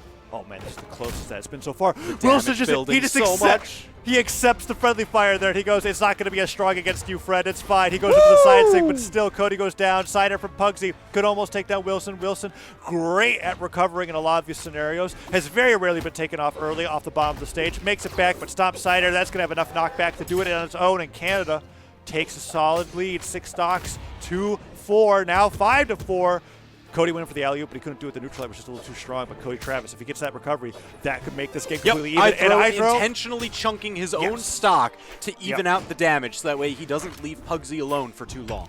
Yeah, I have seen far too many situations where somebody tries to keep that stock count up, not realizing that they're actually lowering it because their teammate keeps getting 30 to 50 damage every time that they spend 5 seconds getting back to the stage. Great choice, and we're brawling it out here again in the middle of Mammoth Fortress as all teams are struggling to take that first lead that both sides just can't seem to find. Man, they do have quite a bit of a damage lead going, though, and it's worthy of note that those first 2 stocks that Team Canada took off of MDVA were on the backs of iThrowow supporting Pugsyxd. Pugsyxd usually got caught in something or was trying to bait out an attack, and then as soon as, they bite, iThrowow comes in from behind with those strong hammer hits and seals the deal. Ooh, down sig from iThrowow into the alley-oop of the side sig Team Canada. Go. Oh, man. And this time it was Pugsyxd setting up for iThrowow, though honestly, it's still that support position. When your teammate's getting those neutral wins and you're just there to seal the deal, you're absolutely playing the best kind of support that you can for a teammate in a 2v2. And iThrowow gets the credit for that double knockout. However, Wilson, that Starlight side air, even if things up, iThrowow, no dodge. Dips down to avoid far the down. ground pound, Wilson and bet it all. Wilson bet on a ground pound, and that might seal the deal. I think we're going to a tiebreaker, TWK. Cody Travis is now in a 1v2 where it's 3 stocks to 1. Now, listen. I don't want to count him out just yet because he's gotten a ton of unanswered hits in a row, and this is Cody Travis we're talking about. Oh, it is Cody Travis we're talking about, but he's caught in the combo. No, he gets another shot at life. Oh man, but it's Team Canada. I mean, they get that shutdown. iThrowow goes down, but look at that. Surprise, surprise. Another stock is there. Cody barreling through with the sidelight on the sword. Gets a hit on both players, but loses that weapon and is now just fighting with only his hands. Gets scooped off the top, and Team Canada bring it back and win Game 5. We're going to a tiebreaker, TWK. Every single set that has involved either of these teams has gone to tiebreaker. It's the prophecy. So now we're going to have Stingray versus megD. We only got to see a brief, 20 seconds of this during the crew battle, so it's wide open. It's anybody's game. Yeah, I have no idea how to call this matchup. I would say from history, just looking at the other matches in the Pro Series, every time MDVA gets into these tiebreakers, they've relied so heavily on Stingray, and Stingray has done so beautifully for them. It's Never why they have disappoints. it's why they have such an amazing record. But this is the first time that we've seen really these two teams get to this point into this head-to-head. megD versus Stingray, I'm excited to see the outcome of this. It's going to be a best-of-3 that decides who wins this matchup between these two teams. But on one end, Team Canada gets to secure that winning streak in the 2v2s, right? Like showing how well that they've been doing in those matchups to be able to get to tiebreakers. Yeah, all right, so megD, we can pretty safely assume there's going to be the Asuri, right? That's kind of the legend pick. Stingray kind of has a larger roster that they can choose from and be pretty comfortable on. What are you expecting going into this matchup? Oh, Asuri Ditto. Asuri Ditto? Absolutely. Yeah. For the disrespect? Well, and not just for the disrespect, but just watching how Stingray has been playing through these matchups. At the very least, it's going to be Guitars versus Guitars. And if Stingray knocks into anything else, it'll be the Ragnar that we've seen him use so often in these tiebreakers. But I'm firmly expecting an Asuri Ditto coming out from here. It's what Stingray locked into the crew battles. And I honestly think it's what Stingray is just the kind of player that, like you said, the disrespect when it comes to the Dittos. You've got the players that like the Ditto, and you got the players that don't. And Stingray is definitely the one that's kind of like, I'm going to take the character you're playing and I'm going to do it better. Look at that. Stingray, PR number 4, coming in as the anchor for his team. He's had to do it in every set so far and claimed victory more often than not. 7 top 8 placements recently, 16 top 32s. Silver and bronze medals to his name, stacking up, just waiting on that gold. Right, and we'll be watching him go head-to-head with megD. We got, the notable placements coming out from Stingray that you were just talking about, right? Consistent top medals. 8s. Look at that. Very consistent, yeah. I mean, it's just a road of improvement ever since the BCX of last year. So Stingray really doing great and showing it in the Pro Series, being so reliable as an anchor. When you've got somebody on your team that you could just be like, hey, the 1v1, we'll put you there everywhere because we know you're going to win every single time. That's an amount of skill that is worth mentioning as well. It's just the confidence behind that. It's very cool. It's a lot of trust that your team has to put in you, you know? Because it's like they've got effectively the 6 members on the team, and it's just like, all right, who's going to actually clutch it out in the end? Just banking all their hopes on Stingray, whereas Team Canada banking all their hopes on megD. You called it. It's Asuri versus Asuri. We've got Tigress, and then the Apex Predator skin for Stingray. All right. So it's a Ditto in mechanics alone, but this is definitely Tigress versus Asuri. So as far as the open maps, we've got Small Brawlhaven, Demon Island, and Mammoth Fortress. Now, Mammoth Fortress, the most stable of those 3. It is interesting, you know, seeing what maps certain players like to leave open. Because I noticed there's a few players that really kind of bank on those 3 as like their opening pick for the set, just because Demon Island, the walls are so small. If you've got anything with heavy dunks or wall coverage, it's going to do really well there. If you're really good at landing signatures, Small Brawlhaven, always a phenomenal choice just because of how tight in those knockout lines are. Right, and here we go into the stage, striking out the Tigress versus Asuri. We're going to be going into game number 1 of this tiebreaker, a best-of-3 to decide which team is going to be victorious over the other. Demon Island, as you were talking about, is going to be the stage for game number 1. All right, so we're going to be watching out for a lot of the Qatar offstage plays, the sword ground pound into down air, so dangerous when the walls are so small, and of course, we have to mention Asuri's neutral signatures. Whether it's on the sword or the Qatars, they both dunk. Oh man, weapon spawn comes through. No switch. Tries to go for the neutral stick to the spike. megD really opening up strong in the beginning of this game. As Stingray is taking a ton of damage. Tries to get the downlight down there into recovery. Getting that combo off the top of the stage. Go for a really early knockout. megD very confident going into this game. Woo! Number 1. So And that side stick just confident. catches the landing. Yeah, 35-second knockout, barely any damage taken. Just about a full stock lead. megD looking pretty.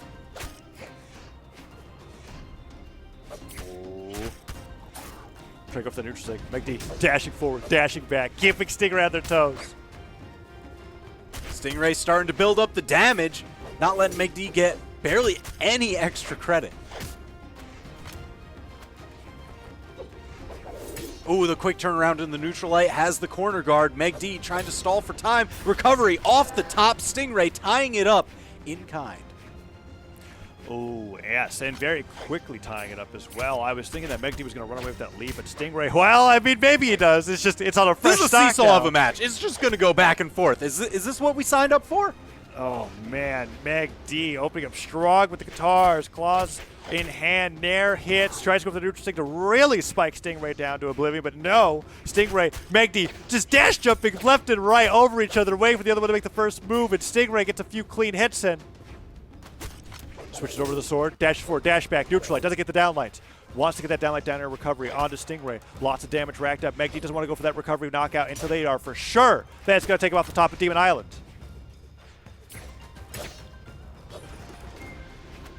Oh, the weapon toss just to put megD on their heels.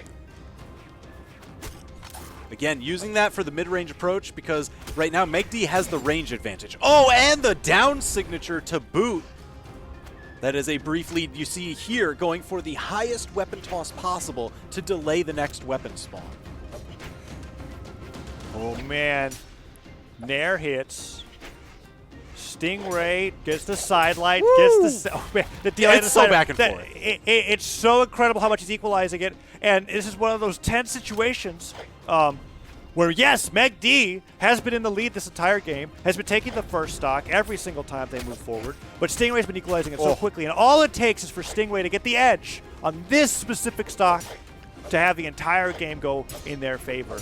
Let's see if they can do it. megD responds properly with that neutral light. Weapon throw goes up, stops Stingray from taking to the skies, uses the neutral light to punish him for staying grounded, and the damage is really even as that sider comes through. Oh The my dunk gosh. hits. That Big could be dunk it. and That's the spike. it. The lead for 2 out of 3 stocks ain't bad, but it's only the last one that matters, and Stingray putting one on the board. Stingray coming in clutch, now 1 win away for winning it for MDVA. megD was doing so well that entire game 1, but you're right, TWK. 2 out of 3 doesn't matter if you don't take the last one. And Stingray with the neutral stick connects the Nair to spike Demon Island, the betrayer of all legends, trying to recover safely, causing them to fall to their doom. And megD is now down a game and has to win 2 in a row to give Team Canada the victory. Jeez. Yeah, because Stingray putting MDVA on set point. Like, they could win the entire match right here, because this is a best of 3 tiebreaker. Oh, Stingray went to deny the weapon, accidentally dash jumps into the end of the neutral light. Weapon throw. Nice Nair comes through, throws the weapon forward, and megD still fighting unarmed. Try to go for that pivot, dash jump Nair, catch Stingray off guard. Stingray still taking the brunt of the damage, but I feel like has the lead when it comes to controlling the stage. Let's see if they're able to get the stock here. Oh, almost got that roll-off side air to spike megD, but doesn't quite hit it. Woo!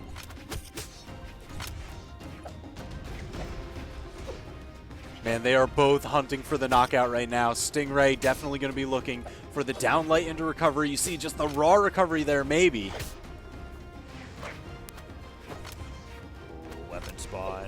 Gets caught out of the air, but that down sig catches the landing for megD. I'm loving how much aerial mind games are coming out between these two players. They're going for a lot of these weapon throws, these lobs that are meant, like right there, right? Stingray is doing this when a weapon spawn comes up, making sure that it arcs perfectly over the position that his opponent is in to force them to stay grounded so that they can get these neutral wins or force their hand. And it's been working out so well in both directions between these players. Oh my, double went for the triple? That was crazy. Stingray getting a ton of extra credit on the board. Oh, and the coverage, yeah, stayed under the umbrella of the weapon toss that he calculated beforehand.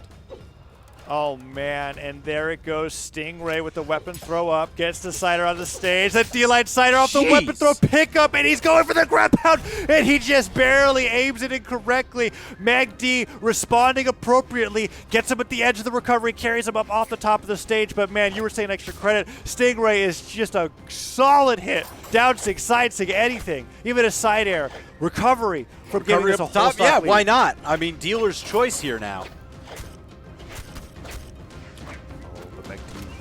starting to get a little bit of damage, chipping away at this damage lead, but not enough. Stingray so incredibly healthy, and this could be the final stock. Stingray is on set point. Yep. This is a lot different from the last game as well, whereas megD and Stingray were on one stock apiece, completely fresh health, and Stingray just barely took it off the edge with that dunk. Stingray is now fighting with a full stock lead, but megD is so good at laying those D-Light downer recoveries and getting the nairs afterwards. They've brought Stingray into red already. Avoids the weapon throw, that time going low, hits the neutral light. megD is just one solid stare away from even this up, and that's it! megD! 0 to death, basically. I'm on the edge of my seat, like heart actually pounding. megD needs this stock to stay alive, but Stingray is just finding every single hit. Yeah, Stingray has definitely got the clutch factor when it comes to this last stock scenario between the two players. megD charging up the neutral stick to try to dunk Stingray off the ground, maybe get some combo potential off of that. One nair hits, but the side air swats megD away. megD's guitars, they gotta be close to getting knocked out of their hands. They gotta be careful. Starlight comes through, neutral light damages the weapon straight out of their possession. megD goes for the new sword, and Stingray he smells blood in the water. He knows that this is it. He could get the edge guard here. He's waiting for wall slip to activate the recovery. Connects. Stingray gets the edge guard after a surprising show of patience and a 200 damage lead, winning it 2-0 in the tiebreaker for Team MDVA. So MDVA taking it over Team West. If they win here, that's going to be pretty nice. They came in as the bottom seed for the tournament. Again, these are the young guys in the esports scene, and if they go home with 2 wins, that's going to put them at 4th place finishing in the Pro Series, which is pretty nice. West has definitely been the biggest surprise this Pro Series. A lot of things maybe people could have called ahead of time. I definitely would not have put West doing this well, and I'm glad to have been wrong. I love to see those shocking moments as we get into the beginning of this game. Java versus HardyMJ. Java, of course, on the Bodvar. HardyMJ here over on this Sentinel that he's been playing. Yeah, definitely a lot of eyes on Java right now. It's going to be important. Java has generally been doing the best for Team West's crew battles, so he needs to set them up big. Go +1, go +2, and set their team up for that W. He has the highest 1v1 PR, definitely the highest pedigree of all the players for West, so it makes sense that he is the one doing the best for this team. That also puts a lot of pressure on him to perform, and it's not working out so far. He hasn't lost this first stock, so there is turnaround potential, but the gravity cancel stomp into the neutral air, almost doing it. Hardy going to swap over onto the guitars, not going to have the highest KO potential, but will strip the weapon from Java for a little while. Nice punish there. Wasn't able to punish with a signature or any KO move, but does find the recovery above the soft platform on the right side. Takes the first stock, only about halfway through. Yeah, some really good movement coming out from HardyMJ. Of course, this is still the first few stocks, and Qatars, they need that kind of warm-up time. They need to see how the opponent's going to react. Nice stomp side air, weapon toss, dodged through, and HardyMJ is able to get back onto the stage. Hardy even grabbed the side air there, hitting the bottom side of it. Now going to get sent again over to the left side. Every move from Java is sending Hardy off the stage, putting Java in a strong power position. He hasn't found the KO just yet. He's looking for it. That recovery gets interrupted. Ooh. The GC down signature, he did that pretty early, so Java had plenty of time to punish that one with a KO move off the top. Yeah, that was HardyMJ saying, like, I really want to do this jump gravity cancel down signature, but you saw Java was just fast falling really low, was super ready for the punish on that one. Hardy being very careful, sticking to the ground, backing up quite a bit. You see him dash forward, jump, then he dodges before making the commitment. All right. Java not able to get more off of that ground pound, but able to close up this damage gap just a little bit. You can tell just the way that Hardy's playing, he really wants to widen this gap as much as possible. He's playing so safe. Yeah, he's not throwing out a lot of moves. A few of them have. You saw that one just get punished there. GC Light, Hardy gets over it. Still has the hammer in hand. The side sig again gets punished. Almost got the reset with the gravity cancel D-Light calling out the spot dodge from Hardy.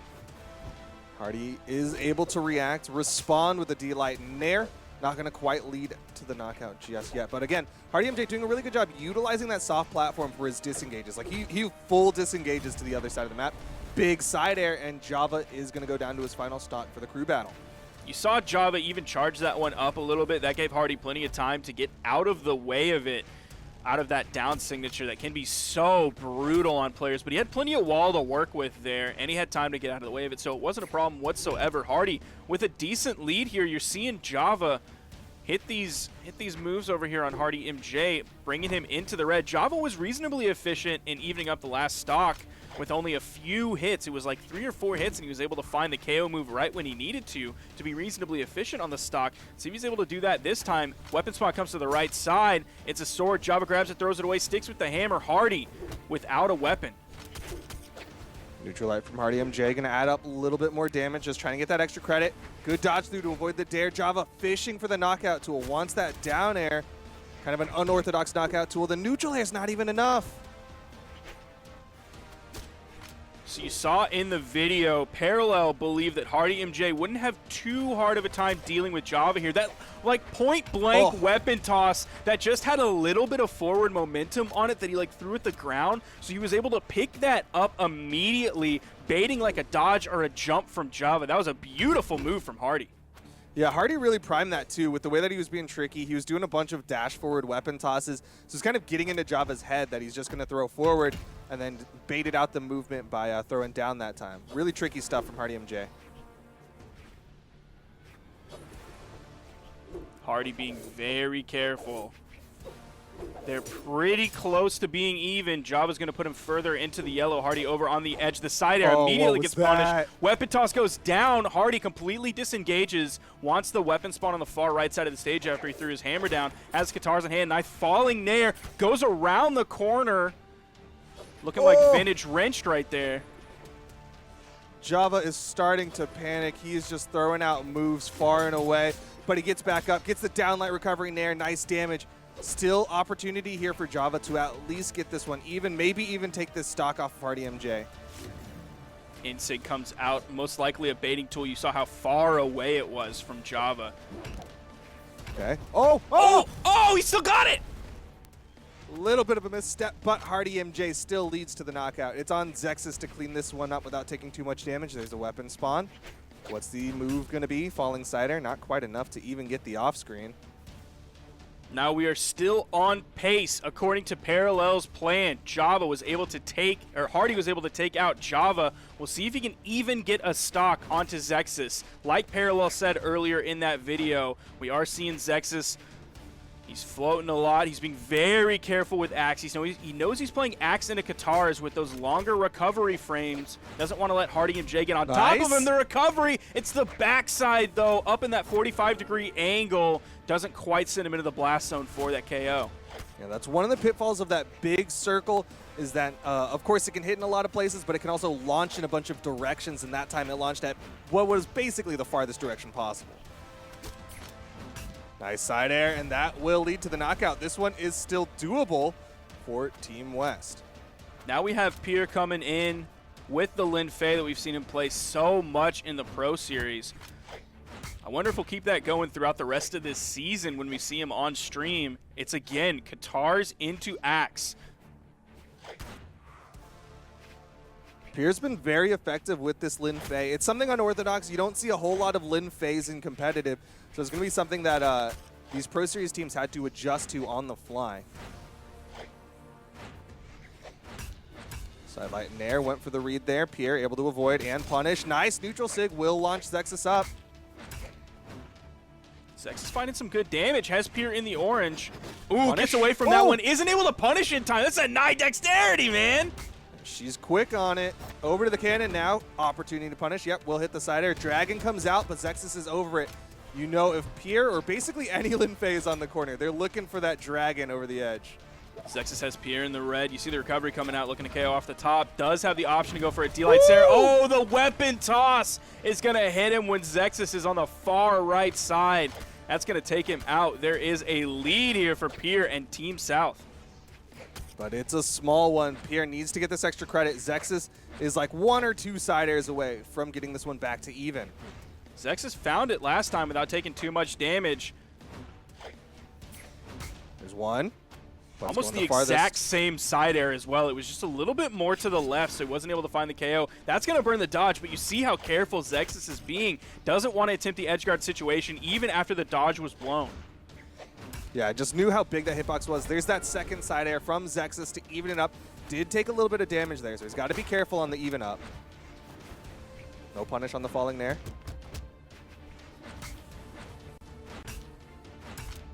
Oh, nice getting 3, some 4 chunks. hits. 5 hits now. Has Pier definitely in the yellow. Good spacing, that movement speed from the Bryn, able to outspace that dash up neutral light, but Zexis starting to bleed out here, getting close to that kill percent. Yeah, those just single moves that Pier was throwing out. Zexis playing very defensively and backing up. And Pier was just like pushing it forward move by move and finding hits here and there. The edge of that neutral signature found connection with Zexis. That almost KO'd after the stun. Oh, the down air. That was a brutal down air. Gonna find the KO here. Now Pier has a real lead to work with. Yeah, this is real nice for the West. Or, sorry, the South. Ooh, missed the ground pound. Oh, he decided to recovery off that. I'm surprised he didn't maintain it, right? Like, he hit the dare on the wall. That means he gets all his jumps back and he gets hit stun. I'm surprised he didn't chase for a little bit more there. I think he's just kind of worried at this point. I would honestly, too. This is the first game in the crew battle here. You don't want to go down too early. Seeing this damage come up, Zexis is adding it up. Very true. Zexis could get the stock. Again, he's in that kind of 2-3 side air position or one big end sig. And Zexis evens it back up, but slowly you're seeing every time that stock resets, there's a little bit more damage on Zexis. Ooh, he wasn't able to weapon starve. Pier's able to grab it very quickly. Zexis, you see him swinging around. The moves just don't happen to be on mark quite yet. The neutral light does put out some decent damage, shrinking that lead just a little bit. There's the dare in light. Going to be one of the reasons you play that 9 dex Lin Fei. Dare Inlight and Dare D-Light become true on that 9 dex. Or you can just switch over to the cannon for the potential D-Light in there. Maybe just a weapon toss. Nope, one more opportunity, but Zexis, with a good dodge, will get back the wall for the jumps. Ooh! Neutral light into the recovery. Going to finish that one up. Pier, just in the yellow here in his final stock. Means he has between 50 and 100 damage on this stock. Going to start it off with a nice string against Wubz. Sweat beads coming out. He is able to grab the weapon. It is the bow. Back in class, trying to get that extra credit. Wubz can't hit the dare. Here's getting good damage built up onto Wubz, setting up Ethan for a really nice position. Yeah, Pier was making Wubz afraid of landing. You're seeing how much he was floating in the air before he finally landed down. He even retreats over to the wall on his own accord. Nothing hit him over there. I think Pier has Wubz's number mentally. Whoo! That's real nice. One more hit. Yep, gravity cancel side light from Pier, and that is going to be the lead for Team South. And this is the mountain of Team South coming in. The best PR ranked player here. Wubz trying to chip away at the height of this mountain. He's got his rappel lines put in, but here comes Pier again, just sending down the avalanche of Qatar moves onto Wubz. Yeah, Parallel was talking about mental damage. I think it's going to happen. There's a real possibility that Pier is completely in Wubz's head. Neutral Sig. Going to halt the pressure of Pier, put some damage on him, not get the KO. The neutral light's sending Pier off screen on the right side. Wubz going to go back to the stage, grab the weapon, and still get the edge guard with a nicely placed dare. Not too far behind, but look who's coming in, man. It's Ethan. Yeah, Ethan, the anchor, obviously very confident in his ability to 1v1 many opponents. And also, he's fresh as a daisy on 3 stocks, whereas Wubz already getting into the red on that 2nd stock. Coming in with the Mirage pick as well, one of the other characters that we see Ethan play alongside the Hattori that we've known him for so many tournaments. Dare will guarantee the stock. Wubz doesn't have the movement. And Ethan now 1 stock away from putting Team South up in the crew battles. I was almost close to Wubz touching the wall, but even if he had a dodge, not sure what that weapon toss was. He just completely threw that away from anybody and everybody. And he's going to take some damage. Tries to get to this one. Ethan threw his weapon away to hit Wubz away from the weapon toss. Oh, the ground pound could be the edge guard. KO picks up the recovery as Ethan barely was able to touch the wall. Not sure if that was the best option there. Could have really gone for the side air, and that would have possibly led to the KO. Well, Ethan gets to hold on to this stock for a little while longer. Good dodge through from Wubz. Oh, and no! Ethan is going to just give that one away. He was like, you know what? You deserve at least 1 for the way that you're playing this 1v1. But there's still 2 stocks left for Ethan. No weapon spawns just yet. Ethan gonna still put out a little bit of damage with that recovery. Ethan expected Wubz to get a little bit greedy there and to really attempt the big play, the dangerous move to end up this second stock from Ethan. And he just didn't get it. He completely disengaged. The edgeguard situation, Ethan burning a lot. That's going to be a free edgeguard for Ethan. All he had to do was float there. The dodge was gone. The movement options were running out, and the dare took it away. HardyMJ and Pier, man, they carried this game. Yeah, I was sweating for Ethan on that last stock. You saw him go into sweat beats twice. He barely touched that wall. There was a real possibility of that going down to final stocks. And that's a confidence boost rather than a moral break for Team West, because now they know if they go into that final 1v1 with basically even stocks, there's a real possibility for them to take that W in the crew battles. There you're seeing the stats right here. HardyMJ 706, Pier 872 damage. Team South looking good here. Well, this is their confident game mode, right? They have 2 wins in the crew battles, so they've got to feel good about their ability to win the crew battles. On the other side, Team West, they've won 1 crew battle, 1 2v2, and 1 overall set, which means a tiebreaker. So maybe they're not as concerned. Of course, they still want that moral victory. It's nice to have that game mode win, but at the same time, this is where Team South is expected to win for sure. Already a very slow and very patient start to this game. HardyMJ again being very, very careful. I think crew battles in general for a lot of players just tend to be a little bit slower because you understand how important every bit of damage that you take or avoid is to the longevity of your team. Yeah, I mean, the less damage you take, the better your chances of going +1, +2, putting your team up even better. When you're in these early positions, that's your goal, is to go up for your team. At the end of just like a standard 1v1 game, if you have 100 damage on your stock and you get their final stock, like, it doesn't matter because you just reset and you go the next game. But if you have 0 damage on your final stock versus 150 damage on your final stock, that is a huge difference in a crew battle. That's massive, and so is that side sig as HardyMJ gonna get the first one, and he's already starting to feel good. He's starting to throw out the trophy, thinking that he's gonna get a little bit of a nicer trophy, I guess, in the Pro Series. But I gotta say, Java's made the adjustment. Like, Java's looking pretty nice in this. Oh, gonna throw it away. Wants a sword for the matchup. I'm not sure if he was just running away from Hardy or if he expected a weapon spawn to maybe come in on the right side. There's one on the right side, but the one before that was on the left. Hardy was able to grab it. Java with the quick cleanup here. Yeah, that was a complete read from Java. He did a jump forward weapon toss, reading the jump from HardyMJ. Really smart from Java, but still a little bit behind. Oh, nice neutral light to interrupt. Oh, that was so beautiful. He read it. I think he called that out before. Yeah, in the in-game chat, HardyMJ said, "I punished your down dodge just like you said, Java, :O." What is :O? Like it's a that's what they call an emoticon, Duke. I don't know if you know what an emoticon is, but no, I'm sorry.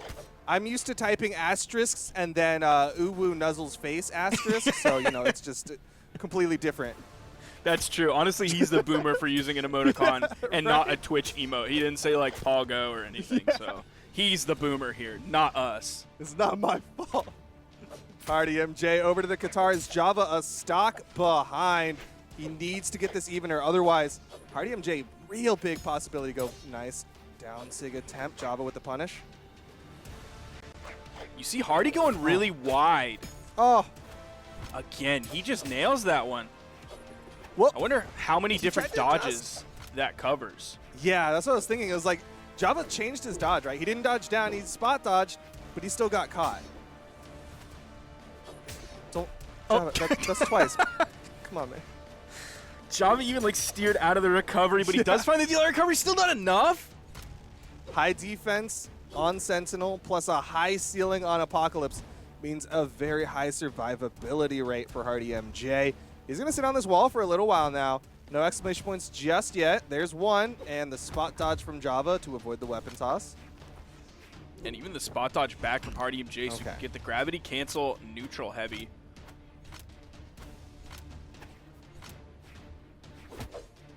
Hardy get that position damage. almost like he wanted to pick up that stop sign, but of course he cannot. He can only have his own weapons. Those are designated for Bodvar. Yeah, even though he does have a hammer on his character, unfortunately, yeah, like you said, those are Bodvar's stop signs. Falling Nair actually beating out. You saw Java trying to move forward for like a stomp or a neutral light, but the Falling Nair just slightly long enough active frames. Here we're going to see Hardy play very carefully. Any more damage that gets added up on this stock means it's less damage he can take on the next opponent that he's going to face. He's going to be really careful here. Stomp Nair. He stomped Nair more than like anybody I've seen out there. Yeah, that's crazy how much he does it. It's usually off the gravity cancel, which makes it a little bit easier to do, but it's still crazy because, again, Apocalypse has a high ceiling, and you have stomp side air. Like, that's what hammer players, that's your bread and butter. I don't know, man. HardyMJ, well, he's already playing Sentinel, so we know he's built different. Very true. Again, using that soft platform for those Nair approaches, kind of how Crockie was doing in that Canada matchup. See if Hardy can get one stock off of Zexis. You saw the signatures already coming out from Zexis. HardyMJ is disarmed. Weapon spawn coming in. Back-to-back sidekicks. Even the first one hit. He could have gone for the weapon toss. Even dodges away from that, but the stage sort of slowed it down a little bit, so the dodge came out too early by the time the weapon hitbox got there. Bro, there is literally a weapon spawn. Please pick it up. Yo, but unarm is faster. Yeah, but you're going to have to do so much more work. He's not trying, but he's not playing for the stock, right? He's just going for safe damage. So the more that Zexis panics around this, you see him just trying to do safe options. Finally, the recovery, not enough. Are you real right now? HardyMJ gonna try to just get his team +1 with the unarmed. Don't let it work. This could be the plan of mental damage because it's working on me. My mental is damaged right now. I am frustrated that he is not picking up a weapon. Just the attrition, the side lights coming out from HardyMJ. And Zexis, he's like, you're not doing normal things, so I can't kill you with normal options. I'm getting so mad. He's not even off screen off a neutral light. I'm so mad. Thank you. I'm so mad, dude. And the down air from Zexis to finally even up the stock count, but look at the damage. The safe unarmed moves just adding up that mental and physical damage onto Team West. Now we saw last game that there was 700 damage put out by HardyMJ and then like 876 by Pier. Pier's going to pick up the easy KO here. Oh, immediately stuffs out that neutral light from Zexis. Pier putting a lot of pressure on his Zexis. He's going to be unarmed after that spear toss to keep Pier away. Pier just going to leave that weapon spawn there. He's not worried about Zexis getting it, but he is going to play around it, using it as a little bit of a trap. Now he's finding that string damage. Before it was those single hits. One, and then wait, and then one. But now we're seeing some string damage coming out from him. A lot of chain dodging as well. You saw chain dodge there after that hit. All right, nice two-piece from Zexis in response, but Zexis needs way more than trades right now. He is bleeding out, and he needs to set up Wubz good for Ethan. Otherwise, Ethan might be able to close it out. Nice neutral light. A little bit of damage. Okay. Interesting neutral sig. Might have been a bait move, you know, like put yourself into recovery frames, but you're technically safe.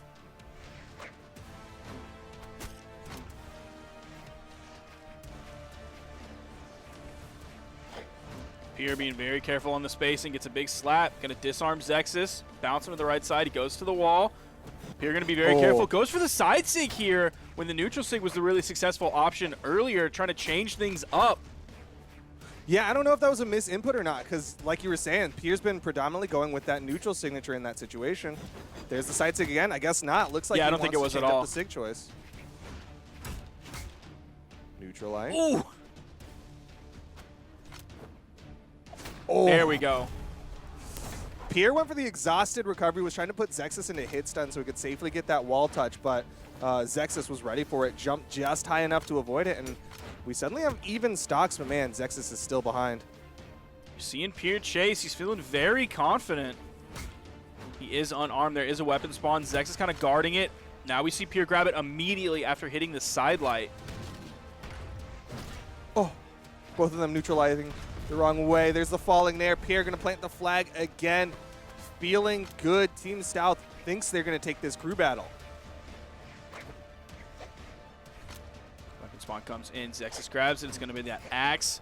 A little bit too stacked for that to hit. Pier trying to stick right on top of him. Sidelight Nair. Doesn't get the second Nair follow-up. Did get the 2 hit.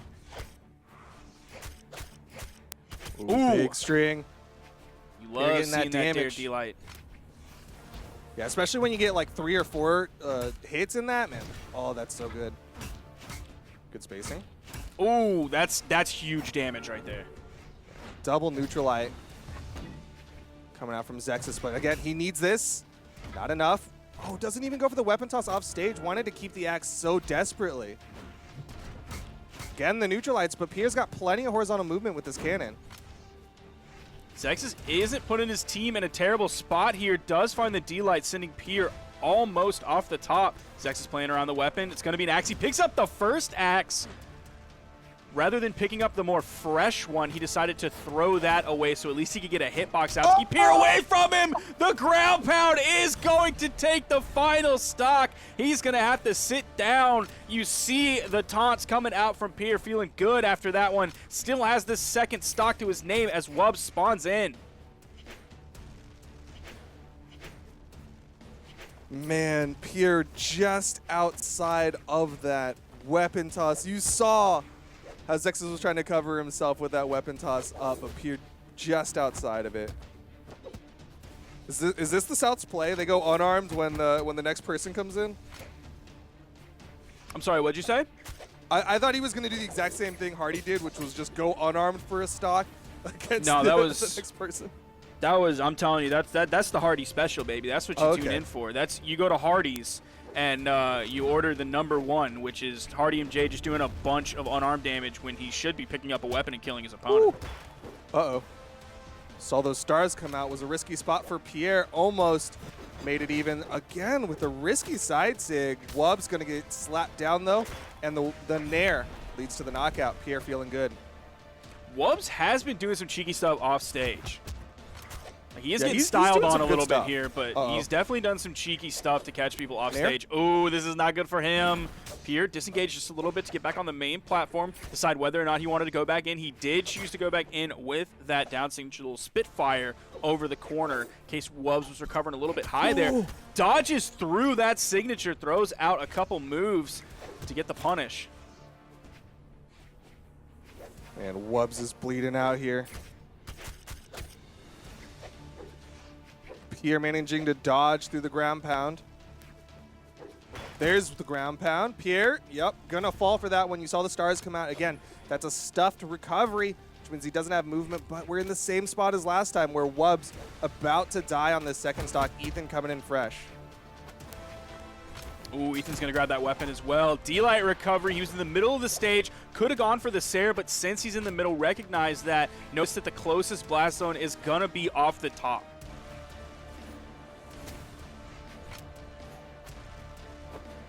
All right, that's the second time Wubz has done that. Oh, okay, make sure you get that wall touch, bro. All right, D-Light, N-Light recovery, getting some good damage. Gonna try to do it safe, maybe? Okay, over to the corner. He doesn't have the traditional, like, if you really want to degen wall touch, you, like, go with hammer or gauntlets, you know what I mean? Like, those reversal moves. He doesn't really have anything like that.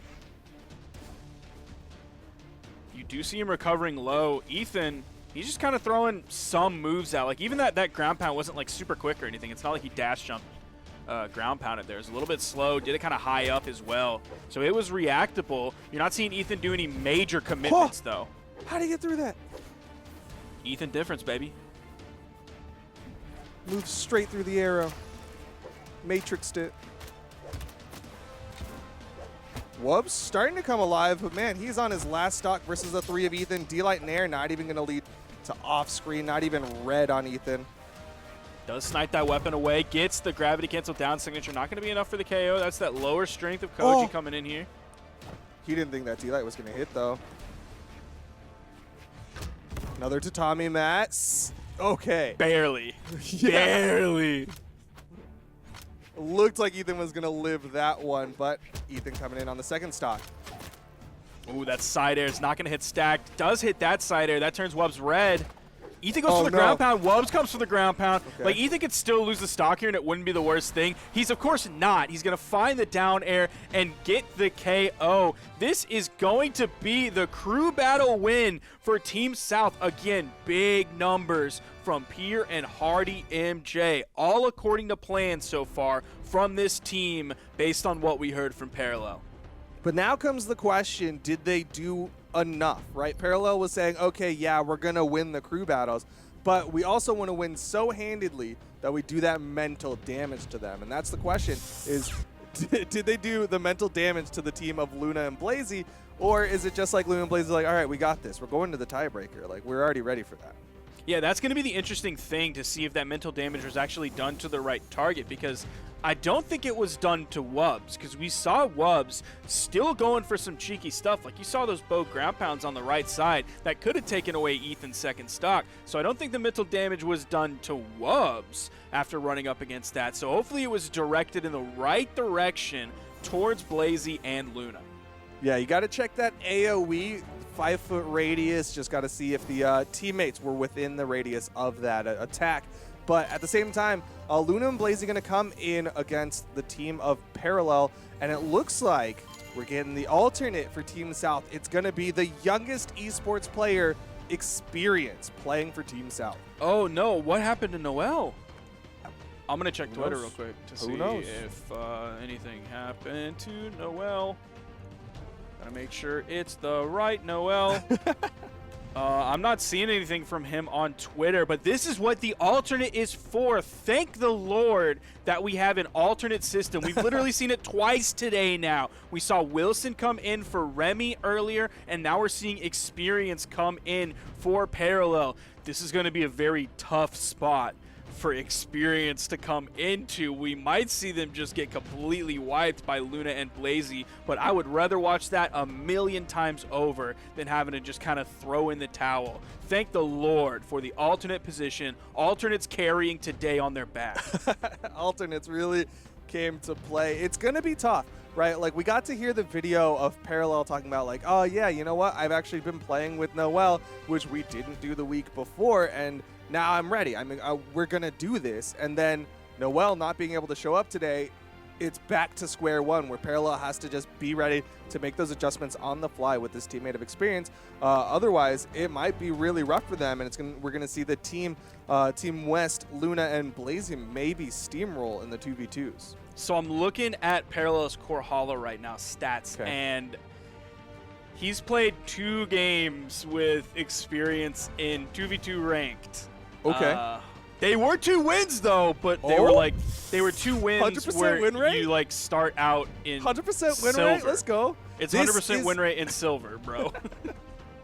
This is Experience. It still takes your individual elo. This is Experience. You're seeing on the screen. That's right. The youngest person in Brawlhalla competitive, currently with 8 top 32 placements. He was kind of a relative unknown when it came to the drafting portion of the Pro Series, and Team South was like, I think we see something in this this little guy, this youngin, that we might be able to use. And so far, the alternates have been looking good today, right? Wilson looked pretty good in his 2s alongside Cody Travis. Of course, I don't think they got the dub, but still, he was able to put out some big numbers. This time, we're going to see if Experience can do the same for Team South.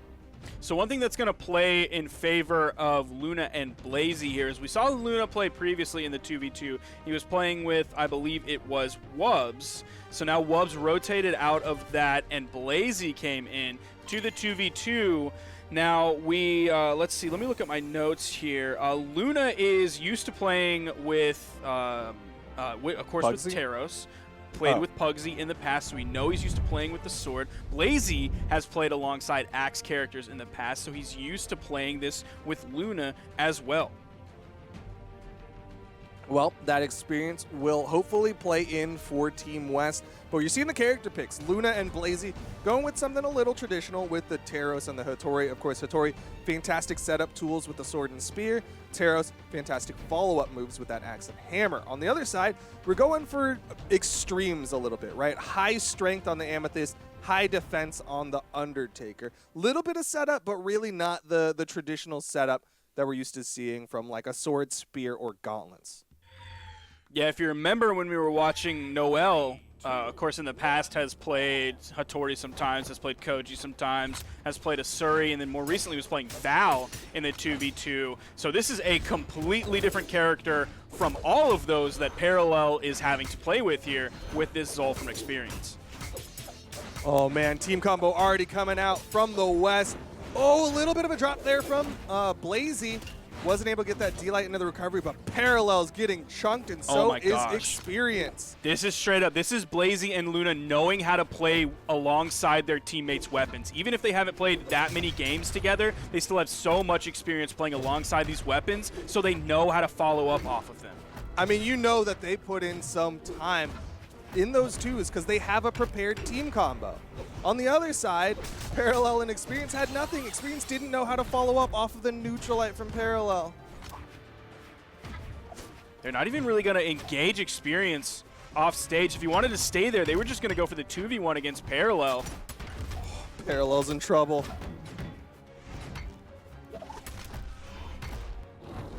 Stomp, going for a side sig there, but again, Parallel taking so much damage, has to avoid this 1v2. Okay, going for the turnaround. Can't hit enough ground pounds to lead to a knockout just yet. So what we're seeing here from Parallel and Experience is like what we saw from Noel and Parallel, but at a much more accelerated rate. Like one of them, either Noel or Parallel, was taking a lot of damage earlier compared to the other one. This time we're seeing that at an even more accelerated rate. Parallel has high defense and he's almost taken off of his second stock. He's been getting so punished by both members of the other team. Luna and Blaizzy. Experience does find the KO right off the bottom. Could find another one here. Parallel with the Neutralite. That is going to be the KO option. Okay, team combo. All right, they got some stuff. Yeah, they turned it from like white to orange. That was fantastic. They still got to get a lot more damage, though. You can see Parallel's health in the red. Experience launched over on the right side, but the exhausted recovery going to get a little bit of a turnaround onto Blaizzy. Experience was so close to getting that KO off the top. If that would have been like the top side rather than the 45-degree sending side of that recovery, that would have been a KO for sure. Nice interrupt from Experience. Also grabs the Sig. If you got high strength, you need to be hitting those, and he's doing it. Went greedy for the ground pound. Luna with the turnaround punish. Luna with the edge guard onto Parallel. Avoids the end Sig, but Blaizzy just comes in with the ladder, and Parallel is out of there. That was a great follow-up from Blaizzy to secure that one. The other team did grab a KO in the process onto Luna, but man, this 1v2, it's still kind of even, right? Even though one person is completely missing from the game, but everyone else is basically in yellow. Yeah, this is the kind of even where it's definitely a West-favored even. Yeah, of course. We see this all the time. We know this. Yeah, exactly. Standard. D-Light Dare going for the reset off the soft platform. Didn't quite have the damage for it, so didn't have the stun and the bounce height. Okay, Experience. Doing some work here. It. Found 2 hits, didn't get punished. Another 2 hits, didn't get punished. Uh-oh. But the side air launches. Experience is currently unarmed. You see the sweat beats. Gets the wall touch. Smart move from Experience. Was going deep in that push-off column, straight up, knowing that he could then dare into the wall. Oh! Still living. One more of those. All right, Experience is nasty. He's doing it. Oh. Weapon toss charged. Oh, no, Experience. He's still touched. Didn't lead to the KO. He's living. Oh! Yo, if he does it, yo! Experience? So many weapons. I don't know how that didn't hit. He's got the cannon. What's the hit? What's the hit? Is Experience gonna do this? This would be insane. The side air didn't send him that far. Charging that one up. Let's oh go! My God! Did he just do that? Let's go! Experience in the 1v2. The youngest kid on the block putting up 826 damage. He's insane. He got 5 KOs. He took 625. Extend that to all 3 of his stocks. That is 208 per stock. That is insane. Noel's internet should have gone down every week, bro. What is this? He's insane. Experience with the pop-off of the century. Team South happy they put in the alternate. Happy they drafted this one. And Parallel's like, bro, I'm the one who's supposed to be looking good here. I'm the one who's been on the team, playing in the 2s. I got drafted before you. What am I doing? I need to change up the characters. Man, that was incredible. What a turnaround from Experience. And now Luna and Blaizzy have to worry about their focus on Parallel, because you saw they didn't get away with it. It seemed like they were going to get away with it, but they did not get away with it. And you said it yourself. It was even by all accounts. Experience really showing that he could play that 1v2, and oh my gosh, did he play that 1v2. Parallel, taking a brief mental break, resetting himself a little bit, saw that little icon in the bottom left, said it was okay to leave the match, and he had to check himself out. But he's back, he's got the Undertaker, and we're going into game number 2. Blaizzy had 100% signature accuracy that game. Ooh. I didn't happen to catch how many he threw out, but even Experience, man, had 43%. We're going to round that up a little bit. We're going to do him a little favor because he just did us a favor by showing us incredible Brawlhalla. We're going to round that up to 50. We saw him throw out plenty of signatures. That's every other signature is hitting. That's incredible. Yeah, that's real nice, especially, again, that high-strength Amethyst mirroring the abilities of Zol.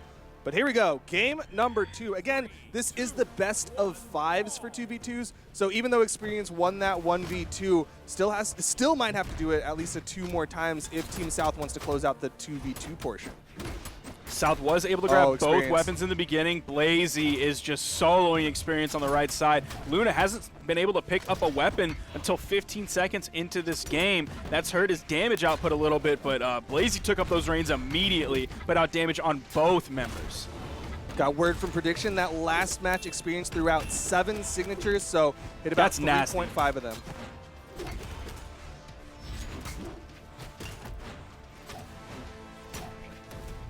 Parallel. Turn the other direction. Experience going to get knocked out. Oh, Luna with the wake up side heavy. Ready to get more damage onto Parallel. Experience just comes in swinging. Knocks out Blaizzy, keeping the stock count even. So now if you're looking at Parallel, you're seeing him take a lot of damage, but then you have to look a little bit above that and look at Luna. Luna's almost in the same boat here in terms of taking damage, so Parallel's damage taken pace is so much better this game. Experience doing some work onto Blaizzy here, putting some damage onto that second stock. Luna does find the knockout onto Parallel. He's going to spawn back in. Experience is not going to get punished whatsoever while Parallel's coming back in, even puts some damage out onto Luna in the process. Bro, Experience kind of insane in the 2s with this Amethyst. Like, he is swinging every direction and getting hits. Yeah, I know I said that I wanted Noel and Parallel to play together going forward. Look, everybody, I'm gonna change my mind. And don't get mad at me. I learned new information, and I'm changing my mind. It should be Experience and Parallel. Dude, Experience is nasty on it. Oh, but Luna with the side air. Gonna take Experience down to his final stock. Parallel. He's still living. He's living a little bit longer here. Maybe just that adjustment coming out from Team West on who they decide to target down. But again, Experience getting another stock off of Team West. Luna going real far. Experience going to punish him for it. And Team South is up. Experience is PR 50 in 2v2s, and he is going toe-to-toe with these players here. Had big shoes to fill, both physically and gameplay-wise for Noel, and he's doing some good work here. He's looking so good right now. Still needs to extend this stock, though. He is the most damaged on Team South. This could be trouble. Oh, trying to get the interrupt. Just a little low.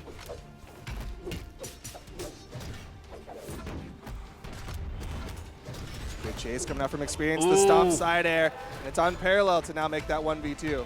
That stomp had him in orange. The side air had him in red, and that was the KO option. Luna might be cleaning up the final 2 stocks of this team very quickly here. Parallel going to have a little bit of respite on the corner. Luna is going to all but perk a pivot that down air. Second opportunity to do it. Oh, you saw him start it up, but the neutral air from Parallel. And there's a side air, and Team West going to put themselves on the board, tying it up 1 apiece. Oh my goodness. Luna was the Experience of last game, doing 5 KOs and 806 damage. Yeah, Luna putting out a lot of good damage. That's what you like to see from the Taros, of course. On the other side, Blaizzy, his teammate, putting out 317, respectable amount.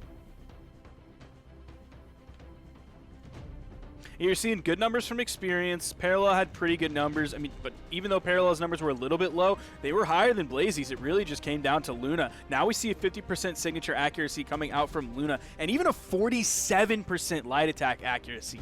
He hit half of his moves, light attack or heavy attack. That's pretty insane. That's Babe Ruth didn't pretty do nice. That's very true, actually. I don't know what a good batting average is in baseball, but 50% is probably like an insane batting average in baseball. Yeah, you'd like be the best baseball player of all time. Yeah. Or one who played in the league for like one hit and you got it. Yeah. No, it'd have to be 2 hits. You hit Two one. hits, okay. Yeah. Sorry, I did some hyperbole. Yeah. Little exaggeration. Still waiting on Parallel to lock in here. He does lock in this Hattori, level 49 on this Looking Hattori. At the stats again, production giving us some lowdown. Luna had the most light attacks thrown out, had 87 light attacks, and still had a 50% hit rate. That is actually crazy. Yeah, I don't even know how to like use that in my frame of reference, just because having stats like that are so new that Yeah, it's like, I don't. is 87 a lot? 87, cool, or I'm sorry that happened to you. I'm not sure. Well, I'm definitely sorry that happened to Team South because they took the L in game number 2. We're going into game number 3. And Parallel making the swap over to Hattori wants a little bit more movement speed, a little bit more presence, and a little bit more setup ability for Experience. That is going to hurt the defense, though. He's going to have to be very careful on the damage he takes, especially if Luna's putting out big bombs again. Luna over on the wall. Parallel gets Nice over the punish. weapon toss from Blaizzy, puts out damage onto Luna, turns around, gets the follow-up off of Experience to put damage on Blaizzy as well. Experience with the rotate over puts Luna off stage, but Luna has a hammer on the edge. Oh, neutral sigs his teammate, weapon toss. Nice down air, Luna with the movement. Experience going to guarantee the knockout. Good coverage from Team South to get both knockouts off of the West.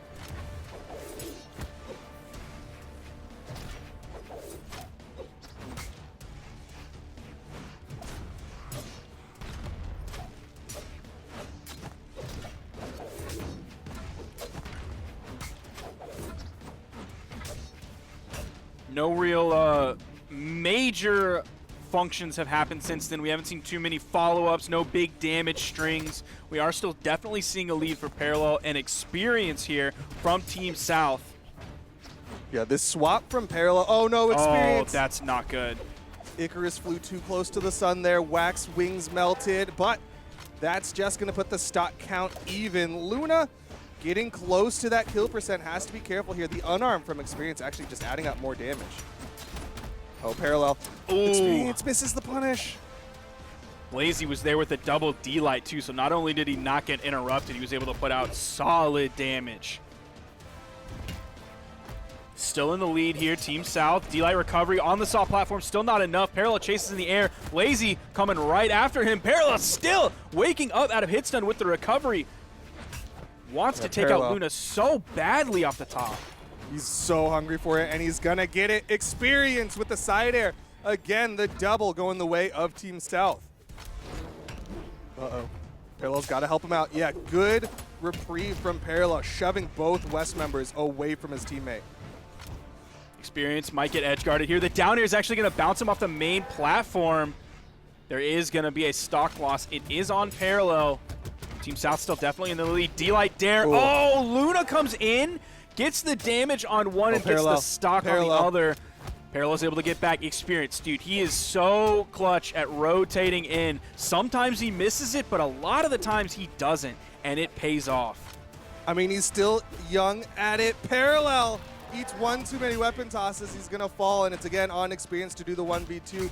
And he's got a little bit more health to play with than he did last time in the 1v2, but likely Team West is ready for him this time. Again, gets the two-hit, Yo. doesn't get punished, even finds the third one. Yo.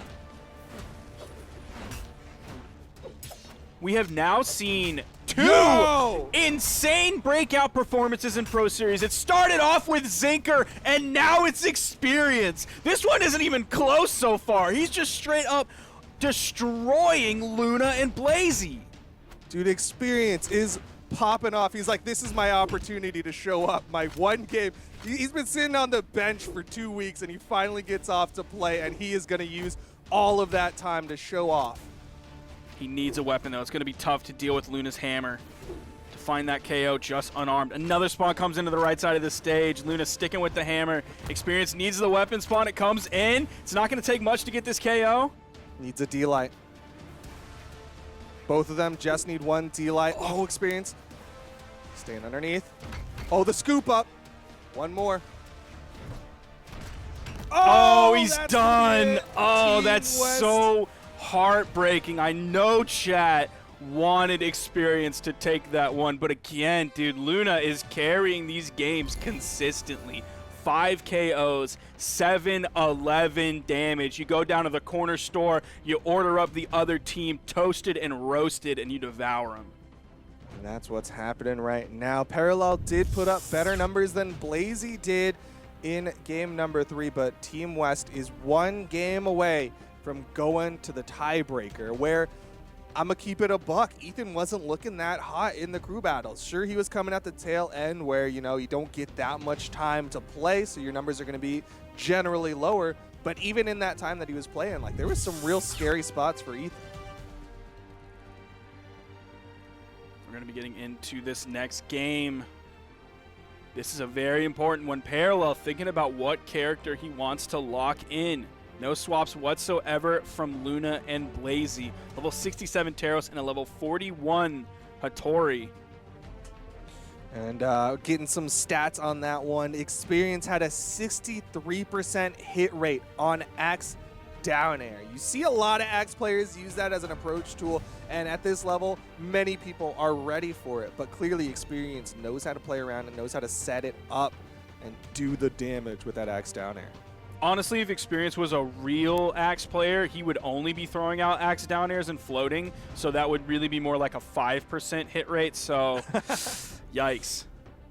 Well, again, I think we go back to that statistic, right? Is that 63% and he only threw out like 5, and I don't know how that would math out right because it doesn't, but was it like he threw out only a few, or was it that he threw out a lot and he got 63%?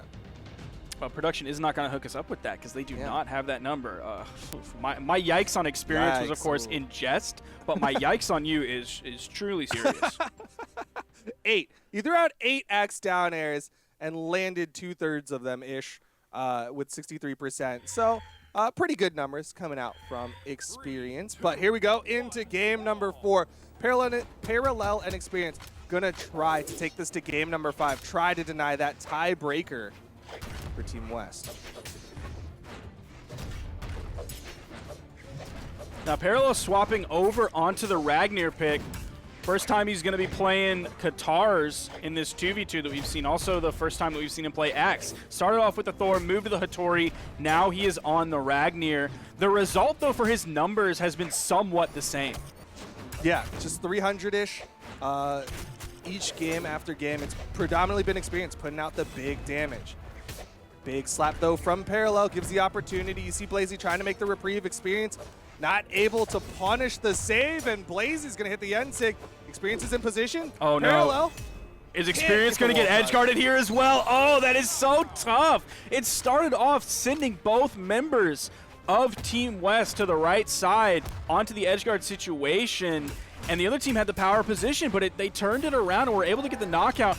Here's one, and there's the other. Experience answering back, getting 2 KOs here, the official double KO.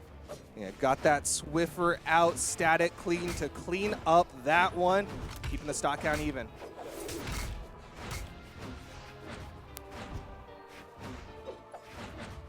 Experience bring the spot dodge there for that gravity cancel sidelight on the edge, was trying to get that damage built up.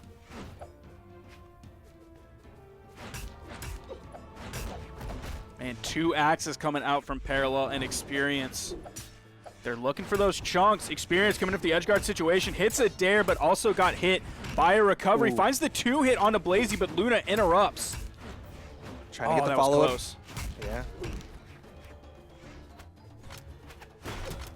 The South is split right now as Experience going to fall on the left side. Parallel with a very late rotation was just trying to find some safe ground. Nice side heavy, still not enough. Oh, the weapon that weapon toss toss did it. Oh my goodness, that man Experience didn't have to go for the edge guard situation. The lead is still for Team West, Luna and Blaizzy. Blaizzy is pummeling down Experience, though. All right, follow up. Can't quite hit the down air, but a nice side air from Parallel evens up the stock count. Oh, we're dead even. We are dead even in this game. This is exactly what you wanted to see. Oh, the crowd no. wants to see a Game 5, and it's not even just for viewer rewards. Again, Experience staying deep in the push-off column, going straight up and then daring into the wall, avoiding the onslaught of moves that came out from the other team in the edge guard situation. Experience there to interrupt. Luna, very damaged. Experience also very damaged. Lots of scared people for the South. D-Light Dare, Blaizzy with the reset. Luna trying to get the extension with that dash-in stomp. Parallel's in trouble on the left side, and Experience is starting to think about that 1v2. You see how far away he was. Sidelight, side air, 1v2, but Blaizzy's the healthiest on the screen. This is so scary for Parallel and Experience. Blaizzy. Oh, he does. Experience doesn't get the interrupt there. The side air from Blaizzy. Again, staying deep in the push-off column before using the side air to get over to the wall. Felt that it was safe. Didn't have to go for an unarmed dare or anything like that. Okay. Oh no, burn the gravity He's cancel, done. and there it is. Blaizzy gonna close out the 2v2s for Team West, and we are going to a tiebreaker. And now you're seeing just good numbers across the board for almost everybody. You're seeing Blaizzy, man, took out 5 KOs that game, taking some of the burden that was placed on Luna before onto him. He put out 541 damage. Luna also picked up a KO there as well. Took 613 damage total. Spread that to all 3 stocks. That's 204 per stock. That's a good spot to be sitting in. On the other side, Experience, 3 KOs, 545 damage. Parallel only found 1 KO, but did at least put out 470 damage and took 619. Considering that that Experience was the alternate for Team South that likely got put in last minute, considering that Parallel had an entire video recorded prepared to talk about how he and Noel were going to do in the 2v2s, they still put up some good numbers. They had a pretty good showing, all things considered. And what a fantastic blow up from Experience in the 2v2s. Unfortunately, though, they do take the L in the 2s, which means that Team South with a win in Cruise, Team West with a win in 2v2s, means we go to the tiebreaker to see who wins the best of 3 and who is going to get the W today for these 2 teams. The dream is still alive for Team South to pick up a victory here. Their solitary victory in Pro Series. You know they are just begging to get that. They're so hungry for at least that one victory going into this. As we get into the map bans, I do want to give this stat that production has so graciously sent us, is that Experience hit 100% of his 5 neutralites on cannon. So that's pretty crazy. Yeah, sick. And I do want to mention a complete aside is Pugsyxd is also playing in a Rushdown Revolt tournament today. So he went from the games earlier in the Pro Series, now moving to a completely different game and playing singles in a Rushdown Revolt tournament. The most recent tweet that I'm seeing is that he is in winners semifinals right now. If you don't know, everybody at home, Pugsyxd is on one hell of a run in that game as like basically the best player who's ever played. Unfortunately, Pugsyxd no longer on the screen. We've now got Java and Ethan for the tiebreaker between Team South and Team West. Ethan starting off again on that Mirage going up against Java's Bodbar. Didn't really get to see them fight in the crew battles portion earlier. Nice follow-up from Ethan. Sair dare, but he's going to eat the ground pound, and that, the chase dodge? He went for the second one. I feel like he could have just thrown a weapon down, and that would have been the KO. They're now back to dead even when both of them had a major chance to get such an early stock. Yeah, Java almost had that stock guaranteed, but Ethan was able to get the neutral air into the chase dodge up. Java's still getting really good damage onto Ethan, though. Java being very careful. See the recovery coming out. Likely wasn't a move that he was using to find a hit on, but to stay in the air using his final in-air movement option so he could land safely. You're seeing him going out with those zoning nairs. Soft platform will, give a safe landing zone for Java. like a helicopter pad. Oh, Ethan not able to follow up off of that, but the Nair not going to be enough. Nair not usually a knockout tool for Scythes unless they build up a lot of damage. And that was a straight-up read for Ethan, too. You saw him go for that down signature and then immediately go for that gravity cancel right after that. That wasn't even in response. He just gripped and ripped it straight away. Dodge. Blue back up onto the stage. Ethan trying to get some extra credit, but the side air from Java will take this to even stocks. About a minute and 40 seconds into this game, Java is going to get the weapon, but Ethan putting out some unarmed damage. Java got stuck onto the stage just for a little bit, but Ethan thought the better priority was the weapon spawn, was the stage control. It is the safer option. Again, these are best of threes, so sometimes those high-risk, high-reward plays do not work out too hot, but Ethan goes for the N-Sig. Java with a solid punish behind it. There's the N-Sig again, and that's going to lead to the knockout. Too. Wow, that's a little bit surprising. Did move towards the right, and of course the force is after all that damage comes out, so I guess it just was barely enough damage on that one. That scythe that Ethan is using is so just, oh my gosh, completely called it out. Yeah. Lil Capped move right there with the neutral signature. That scythe Ethan is using, it's so clean, and it's the sharpest looking one. And I don't mean like, wow, that looks sharp. I mean like, don't get your hands away from that. It is very sharp. That's one that you look at and you get cut. All right, a little bit of a down air. Was trying to read the movement from Java going through him. Didn't quite get that hit though. Ooh. That's going to put a little bit of damage between them now. Java has Ethan in the orange. Side lights under that side signature from Ethan. Sort of pops you up a little bit before doing that jump forward. Risky gravity cancel side light wake up from Ethan. Java able to outspace it, but couldn't get more damage on it. Recovery, Java. Good, another recovery, and that is going to be game one, going the way of the West. Team West is one game away from closing out the Pro Series 2 and 3, which is big. That's what's so crazy about this being a best of 3 is, like, you know how long even just one crew battle is. Like, we were seeing 14.5-minute games sometime during the Pro Series. Then you go into the 2v2, which is a best of 5. Those games can also be long, especially if they go to a game 5. And then now you just come into a best of 3 and blink and you'll miss it. Like, we're already into game 2. Java could win this right here and it would be over just like that. So Ethan, he has to wake up very quickly. That is so tough to do as a player.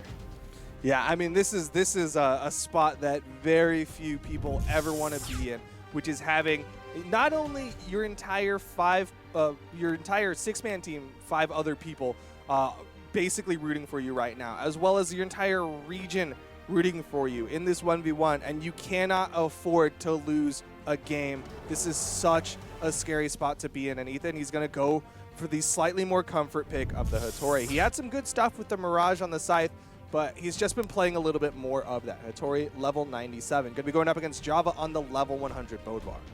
Now, that first game was pretty close. Even though Java wasn't in the red by the end of it, you saw from the stats their percentages were very close, within like 2 or 3% of each other in terms of like light attack accuracy, damage per engagement, everything like that. So they were very close here. Coming into game 2, we're going to Miami Dome with those 2 static soft platforms and that big pillar underneath, stopping you from going underneath the stage. Yeah, this will be nice for Ethan if he can hit those sword neutral signatures on this map. On the other side, Java with a hammer D-Sig will steal some stocks real quick. That is a dodge burn. Ethan goes deep to try to get it, but Java was deeper. Damage. Java's still yet to touch a stage. You saw those sweat beads come out. Those hits from Ethan do add another jump. Again, Java just barely able to touch, but Ethan's got good damage. He just needs to get this stock. He's floating too. You know Ethan was looking for that. He saw Java up there on that soft platform, then floating above the middle. He wanted to find that recovery. It wasn't the KO option just yet. Ethan now in the yellow, the neutral light. Ethan dashes forward and then dashes back. Didn't get the chase dodge, though, because it was too late right after the hit.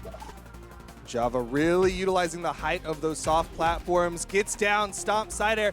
Ethan barely avoids the side light, able to get the wall touch, but Java's got the weapon control. Oh, the side sig from Java.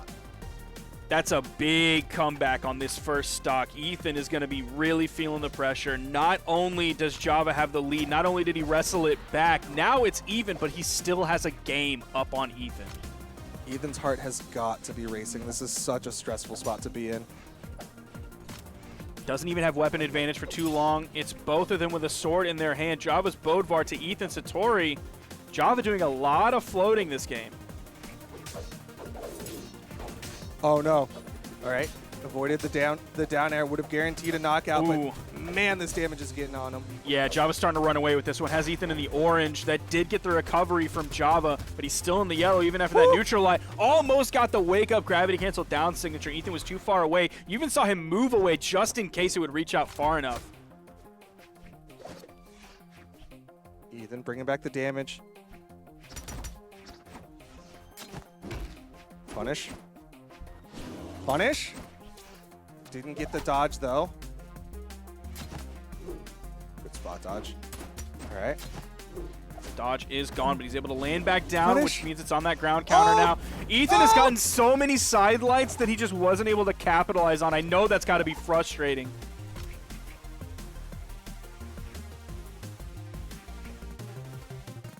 Ethan definitely in the lead here. Not even in the orange after that recovery, the down air. You see how red Java is. It means Ethan's going to look for the raw recovery, maybe another signature like we saw earlier that he gravity canceled. Jumps to get out of the way of that weapon toss. Java reaching up with the recovery. Oh, no. There's another signature. Hits the down signature. The only thing that was going to reach low enough to pick up a grounded Java and take him off the screen in a KO move.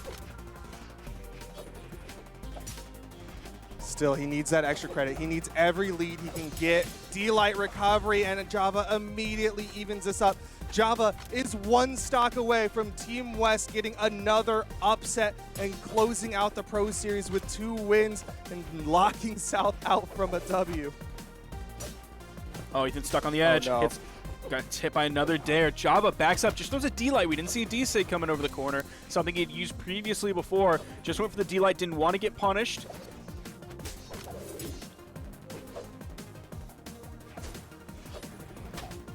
Bit risky there. Okay. 2-piece from Ethan. Still behind in damage. Oh, just over it. That is what's so scary about like dodging after getting hit by a Bodvar is that down signature could be coming at any moment. And if you're on the corner like that, that's a stock in orange. Dodge down. Oh! Okay, falling there. Ethan is chipping away at Java, but Java is just 2 big hits away from a stock and a win. I bet Ethan is not happy that we are on the dome here now that we see Java using these soft platforms so well. Oh, is he going to get the KO here? He goes for the recovery over the side air. Not sure which one had the better option to kill because he was sort of on the left third of the stage. Oh, the neutral air. Not enough off the top. Java with the weapon swap.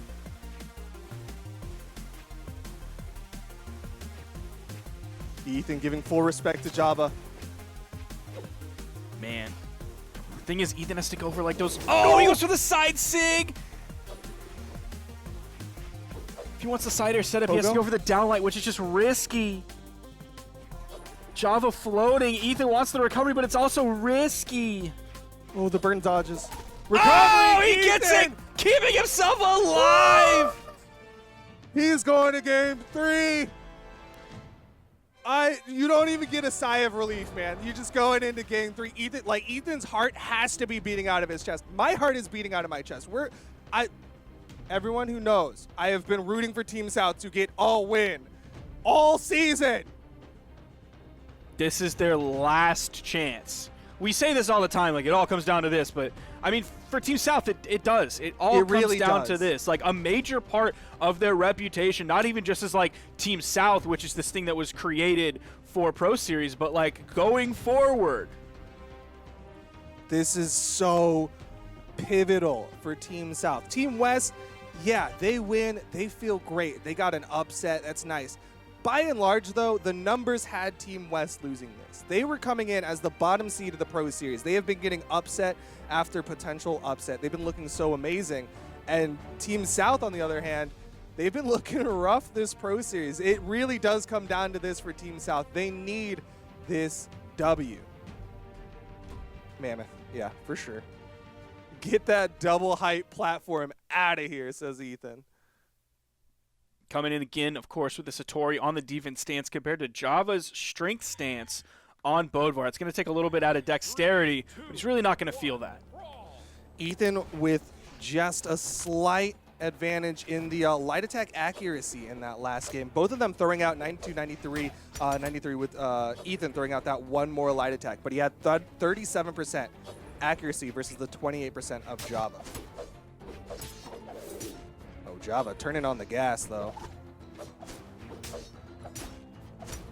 Now that soft Ethan getting caught underneath. Okay. He's not too damaged, so any hit that Java could have potentially found on him wasn't going to send him too far. It was more about the movement denial. If Java got that movement denial, man, Ethan could have lost the stock there. A little bit of a risky neutral right there. Both of them spot dodging. Trading back and forth, very differently paced on the Mammoth. Man, it is so even between these two players. No punish? That's why it went all the way to this game 3. You saw that GC downlight coming out. We didn't see Java going for the neutral air or anything like that. Like we saw Hardy going for. Ethan picking up a stock here. He's not even into the red yet. If he can keep Java off the weapon, that'll help out. That'll limit that damage output. But one came right into Java. D-light into nothing. I guess saw the trucker Bodvar and decided to give homage to Lil Capped there with the D-light into nothing. But Ethan needs extra credit here. He needs that comfort. Playing risky here. Going into the sweat beats. Nice. That's it. Another. Ethan in such a great spot here.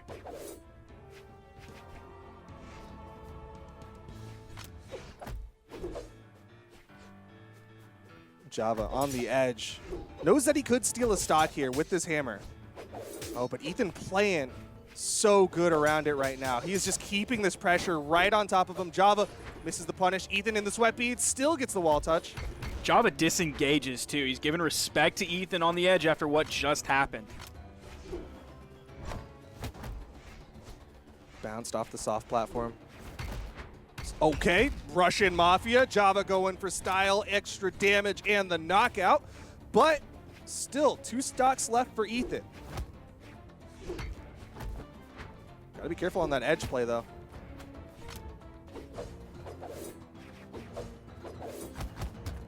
Ethan floating above all of those moves that Java was putting out. Getting him pretty close to red here. Now even has a weapon in his hand. Ethan's only yellow on his second stock. 1 or 2 more hits, Java's going to be in the red. Java floating up above. Doesn't quite have the solitude of those platforms from the Miami Dome. As the soft platform was moving away from him over to the side, Ethan now in the orange. Bringing a lot of movement there. Java trying to punish the landing. Big side stick actually catches the jumps of Ethan. D-like ground pound. Ethan can't get back. Suddenly we're on final stocks. Java, he still has a chance. He's got a stock. He's just got to work it.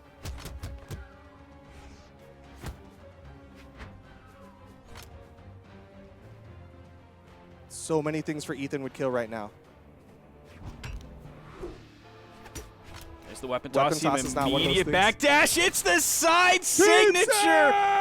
Team South gets victory. They did it. They got one. They're on the board. Team South going to close out the Pro Series with 1, which puts them at tied set count with Canada and West. Team South gets 1. And in the tiebreaker, we were a little bit worried about Ethan, but to quote Lil Nas X, Ethan's back A, 20 racks A, couple medals on him, couple racks A. He's back, baby. They get a victory. Ethan putting them on the board. Team South not going to go home with a goose egg. Instead, they're going to go home with whatever analogy a 1 equates to. I don't know. A baguette. A bag, okay, sure, yeah. Or a churro. Yeah, okay, I was going to say something a little more South relevant. Yeah, churro works. Team South gets 1. Team West 1 as well. There you saw for a brief moment what the ending scores are for the kind of round-robin section of the Pro Series. But now we start to make that shift